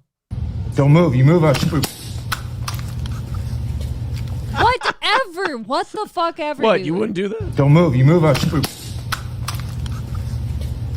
Detroit Urban Survival Training. I want to share with you right now some options you have that can increase your survivability if someone placed a gun to your throat in close quarters. And this is what happens when someone wants to do some incredible harm to you. If they want to take you somewhere, take you hostage, or if they want to torture you. So this is a position you would find yourself in. And instead of allowing them to do that to you or just allowing them to kill you, here are some options that may increase your survivability. What you can do, number one, is you have to move your head offline from the line of the trajectory of the bullet at the same time that you pull the wrist in. So step one, head goes back as hand is pinned in. This does not take strength because you're just pulling your hand in, which causes a lock on the wrist, which also articulates the barrel away from you. Two, your fingers go here, thrusting into the eyes, and you're thrusting forward. There you go. So when someone's got a gun to your head and you're shitting your pants, gouge their remember those easy steps of lean back, turn, move that, and also gouge his fucking eyes out at the same time. Everybody's going to be able to figure that one out. Does he understand the perfect scenario that all of these things have to happen? It's just every single move and position has to be just so. Well, that's all these self-defense guys. Like I said, all these self-defense guys operate under, hey, let me create a scenario that's most advantageous to you, and the person attacking you is literally the most retarded criminal of all time. And then you'll be able to do this easy gadoosh thing that I taught you how to do. Oh, they're the worst. You also have to all be very much trained to move quickly and whoo, whoo, whoo. Yeah. And while you're moving like the Flash, you must move your head and dodge and bob and weave and kick skills and that thrust normal people and all have. And shit. And fart. Not just touching the eyes, you're actually thrusting in, down. And from here, if you don't want to take them to the ground, you would just redirect the barrel here, and this would give you control and the ability to use the weapon, or if you don't want to shoot them, to back them off. Attaboy, Batman. That's how I feel. I almost take pity on him. He's living his childhood fantasy. No, don't take pity on this guy. He's making a killing in lessons and stuff like that. He makes money doing this shit. Feel bad for the people taking the course who are going to get shot someday. Here's where I will say this before somebody calls us retarded. I do believe that self-defense classes are important and it's more helpful than harmful to go to them. Yeah. You know what I mean? There's a place for them. That guy to me is a bit fantastical. Well, I think, who said it in the chat? I had a good one ready to go and I fucking lost it. Somebody said increase your survivability rate to literally 0%. Ooh, I have a question. Yes. You said that guy works in Detroit, right? Yeah. Yeah, how's the crime? It doesn't seem to be working. You know how many people... They're not fighting crime? Do you know how many people he would get killed with that class if they were ever in a scenario where they had to use that shit? Yeah. It'd be fucking over with. Like I said, I think self-defense is great, especially for women, because women are naturally less capable of defending themselves than a man. Yeah. I think it's important, but I just don't... Yeah, LOS. Increase your survivability to roughly 0%. In my opinion, if somebody's got a gun to your throat and you move at all, you're probably dead. Scarface says, but what if he pulls the trigger? The gunshot will be so disorganized. Right, nice. Mad Joe, or disorienting, he says. Mad Joe says, if you stay home, you will have 100% survivability. Yeah, that or don't live in Detroit. I do feel like if you live in Detroit or Chicago, you should just stay home, right? Yeah, probably. Kensington, all those. Play just checkers, stay home. and stay low. Toons is the driving cat says, this brother has 91 lives. Well, he's so good at self-defense. Right. You don't need him. Ryobi with $5 says, my wife says, eat a cough drop. I've been sitting here freebasing cough drops. I've been smoking them like crack. I sprayed his throat. Yes. Do you want another spray? No, we got like 10 minutes. Oh. I'll make it. Fine. T. Jefferson says, you're right, April. Actual self-defense courses are useful. Yeah, I kind of feel like this guy's a gimmick. Like he's pocketing. How dare you? How fucking dare you crack whip like that? I just kind of feel like he's taking people's money and taking them for a ride. April, I mean, for you to get so out of left field. I'm really like that. I hate to surprise you like that. I do. God damn, man. I don't want to see people get, led astray. I look, when it comes to the guy in Detroit with the self-defense thing, yeah, that guy's full of shit. I would say as far as self-defense goes, don't take a self-defense course. Learn some kind of discipline, whether it's, for me, it's boxing. There's for some people it's good. Jiu-jitsu, kickboxing, wrestling, all kinds of different shit people like to learn. At our gym, our guy really promotes kickboxing for women. Yeah. Because you don't have a lot of strength up here sometimes. A lot of it's down here. I can tell you this. Being able to hit someone with intent and hurt them gives you a lot of confidence. Mm-hmm. It gives you a lot of confidence, and it kind of teaches you the guys who like really seem aggressive and want to fight. Trust me, those guys probably can't fight. Because if you have the discipline and you know how to do it, you don't want to do it to somebody for no reason. Our gym owner would say it's street fighter mentality versus fighter mentality. Right. You got somebody in the street who wants to go like this to you, and you know how to do this shit here, you're going to win every time. But if you know how to do that, you're also responsible, and you're like, I don't want to fucking hit anybody. Street fighters are full of a lot of anger and angst and just, I want to fucking hit somebody, and... Professional Horny Boy says kickboxing is best to know when being jumped. Yeah, being able to use your feet is really helpful. Right, they're not looking at your feet. Yeah. Being able to hit, punch, and kick, it's kind of a good one. If you catch us boxers and we ever have to kick, we're just making it up as we go. We're like, it kind of looks like this. Maybe I should take a kickboxing class there. Whichever one you want to do, sweetheart. I'm too intimidated. You already got the fucking gambit ran in boxing. I can't join that now. I'll be embarrassed. I could teach you. Yeah, but... I'm getting these guys... No, you wouldn't. You don't have the time, because whenever I've considered, I should hop in, you work with the big boys. I'd never get a second of your time. I got to get my sparring in. We got one coach that I got to get the fucking beginners like away from him. Because there's one guy who likes to really kind of beat up on the beginners. I don't know if he's doing it intentionally, but he's just beating the living fuck out of them. There was one guy who was getting tired, and even me and the other older guy there were like, hey, whoa, ease up. Because he's like winding up, like he's firing off on like tired guys. And you're like, not teaching them anything. I've seen Beating the shit out of these guys is not teaching them anything. I've seen him do it, and then I've seen the guy before him do it that used to do it. And it's like, sometimes I just think those guys have had their fights and stuff, and they're like, I'm going to teach these young guys a lesson. Mentally, they'll think that to themselves. You guys have to go take another fight. Yeah. Like you guys got to go get that out of your system. You got to go in there and fight again is what you have to do, because you're going in there and like... When you hurt or scare a new a new beginner. Like, that's what keeps people like me out of a class like that. If I hit a new guy too hard, I always feel like shit. Right. And I always just stop the sparring round. I go, you all right? You good? Whatever. I know one guy, one of the newer guys, I hit with an uppercut the other week. And it's one of those punches where it wasn't my fault. I didn't mean to throw it hard, but he kind of moved into it too. So I kind of threw it and his head went like that. But he was too proud. I was like, you okay? Let's break. You know, I'm good. And he kind of wobbled a little bit. So I just clinched him. And I went, all right, we're going to hold here for just a second. It's like, it doesn't feel good. If you're a good boxer, you shouldn't feel good when you clock a new guy really hard. Because you're like, well, you can do that whenever you want to. I used to say that to like one of our old coaches. He's not at our gym anymore. I work out, like I lift weights while you're doing your class. Yeah. And I'm around all the guys. But he used to like harass me like, oh, when are you going to join this class? You know, come get hit somebody. You know, it feels good. You don't know what it's like. And I'm like, dude, because I am intimidated that you're just going to fucking hit me. Like, I don't know what that's like yet. Yeah. I've never taken a hit.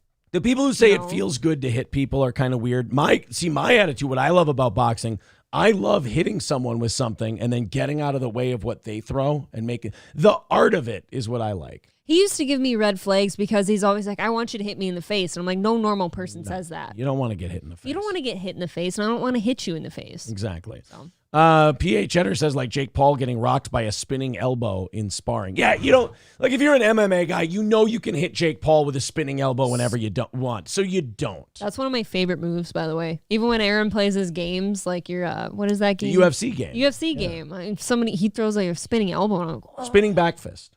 Oh, that's a spinning back fist? Yeah. Oh. Same concept. Well, fuck me then. Same concept. I don't like any of it now. Garth Brooks is catching some shit. I'm sure you all saw this. Garth Brooks decided to, I don't understand, like these bars, these companies, they jump into this stuff for no reason. There's no reason for them to be commenting or, they can just run their business, run their bar, what have you. In Garth Brooks' case, he decided to jump in to the Bud Light debate, which I can't understand why you'd want to. I want nothing to do with the Bud Light debate. If I have a company that relies on, people buying my shit. Yeah. I don't want to comment on the Bud Light thing because I'm going to piss somebody off. Well, look at the stream of things and how they're going. They're losing money on that shit because of the moves they've made. Why would you want to be the one who thinks, oh, I'm going to change that? Yeah. Well, Garth Brooks is opening a bar in Nashville. And by opening a bar, I mean they're going to use his name and they're going to use him for marketing. He's not going to be, wiping down the bar or fucking bar backing in the thing. But they asked him about Bud Light, if he's going to serve Bud Light and blah, blah, blah, blah, blah, blah, blah. He made a reference to Bud Light without uttering the words Bud Light. He said, I know this sounds corny. I want it to be the Chick-fil-A of honky tonks. Don't bring fast food chicken places into your honky tonk, whatever. I would like Chick-fil-A with my booze, actually. I want it to be a place you feel safe in. I want it to be a place where you feel like there are manners and people like one another. And yes, we're going to serve every brand of beer. We just are. It's not our decision to make. Our thing is, if you are let into this house, love one another. If you're an asshole, there are plenty of other places on Lower Broadway. Now, I'm not saying that Garth Brooks is wrong in saying that, hey, why don't we have every beer? People can choose. They can have what they want, whatever.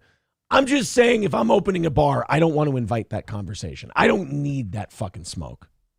I don't need to be commenting on that. I don't need to provoke retards to think I'm saying something. I will agree with you on that.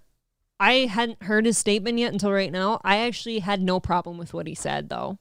I know what you mean by, like, when you open that door and say, yeah, we'll serve every beer there is, the people that are against Bud Light at the moment are going to be like, oh, I can't fucking go there. Yeah, well, I mean, the people who are against Bud Light took it as, like, Garth Brooks told me to go somewhere else. No, he didn't. But at the same time, if I'm Garth Brooks, I also know that people are going to say that I said that. Mm-hmm. So I don't want to fucking talk about it. It does seem below him to have that conversation. Exactly right. That's why I don't know why Target needed to jump in, Cracker Barrel. Target makes sense. But any of these places, like commenting on anyone who comments on this shit after the Bud Light thing is just inviting trouble for themselves. I agree. There's no reason to. Anytime you pick a group to single out, be it Right. for a positive reason in your eyes or not, I do believe you're causing trouble for yourself. Right, and it's not being like it's not being a coward or anything like that. You're in the making money business, not in the making people happy on social issues business. I'll tell you this. You know what company I give my money to the most is the company that, when asked about a social situation, went, "Yeah, we don't give a fuck. We're not in that business." I just want to hear I don't care. Yeah, I don't care. Like, they're on my side on this issue, or, oh, they're against me on this issue. I don't want to know how they feel about anything other than the product they're serving. That's the thing. Like, that has turned me off of certain sports lately, too. Like, NFL is all about the politics now and stuff, and let's paint it all over the field and our helmets and all that shit, and I don't know. Red Fox Mad with $9.99 says, Aaron, when is your next fight? I don't know. I don't know if it's out of my system yet or not. I'm still grappling with, am I a trainer now? Am I a boxer now? Because I can tell you I'm the best boxer I've ever been right now. But then also I'm teaching guys, so I don't fucking know. Yeah, but I don't know. April doesn't want me to box. Real quick here, though, what you've told me is that, like, after your last fight, you're like, I got the smarts up here. I got it all up there. The body just isn't following sometimes. And that's an age thing. I'm way better now than I was in that one. I mean, both the guys I fought previously, I could probably stop within the distance. I mean, but it's just the weight and the getting back in shape and all of that stuff. It seems a little daunting, Flex with $5 says, if I reach out to a much bigger YouTuber, Aussie comic, that they want to ban, open? I mean, I guess, sure. Send me whatever you got. Indus Buzz, Biz Buzz comes by to let us know this show is stupid. Thank you, buddy. He also says fighting is gay now. The man raises a point. Fighting is gay. I just love that he comes in here just like he doesn't mean it. He's just saying it because he has to now. He's an important part of the show. It's his brand. And unironically, I think about that name because it's like an earworm. It gets stuck in my head. Gutierrez says, sounds like symptoms of low T. Oh, maybe that's it. Maybe I'm losing all my testosterone. I don't think so. All right. That's going to do it for tonight, guys. Thank you very much. We appreciate you helping us knock out our goal and get about $30 or so into tomorrow morning, which is great. Thank you very much for the generosity. Thank you. April, thank you very much. Thanks. I'm going to cut the postmortem short tonight because the voice has obviously been gone all day. Hopefully it's better tomorrow, 6 a.m. Central Time for the morning show. We hope you join us. Hit like, hit subscribe. We're pushing 10,000. We want to get there. Thank you and good night.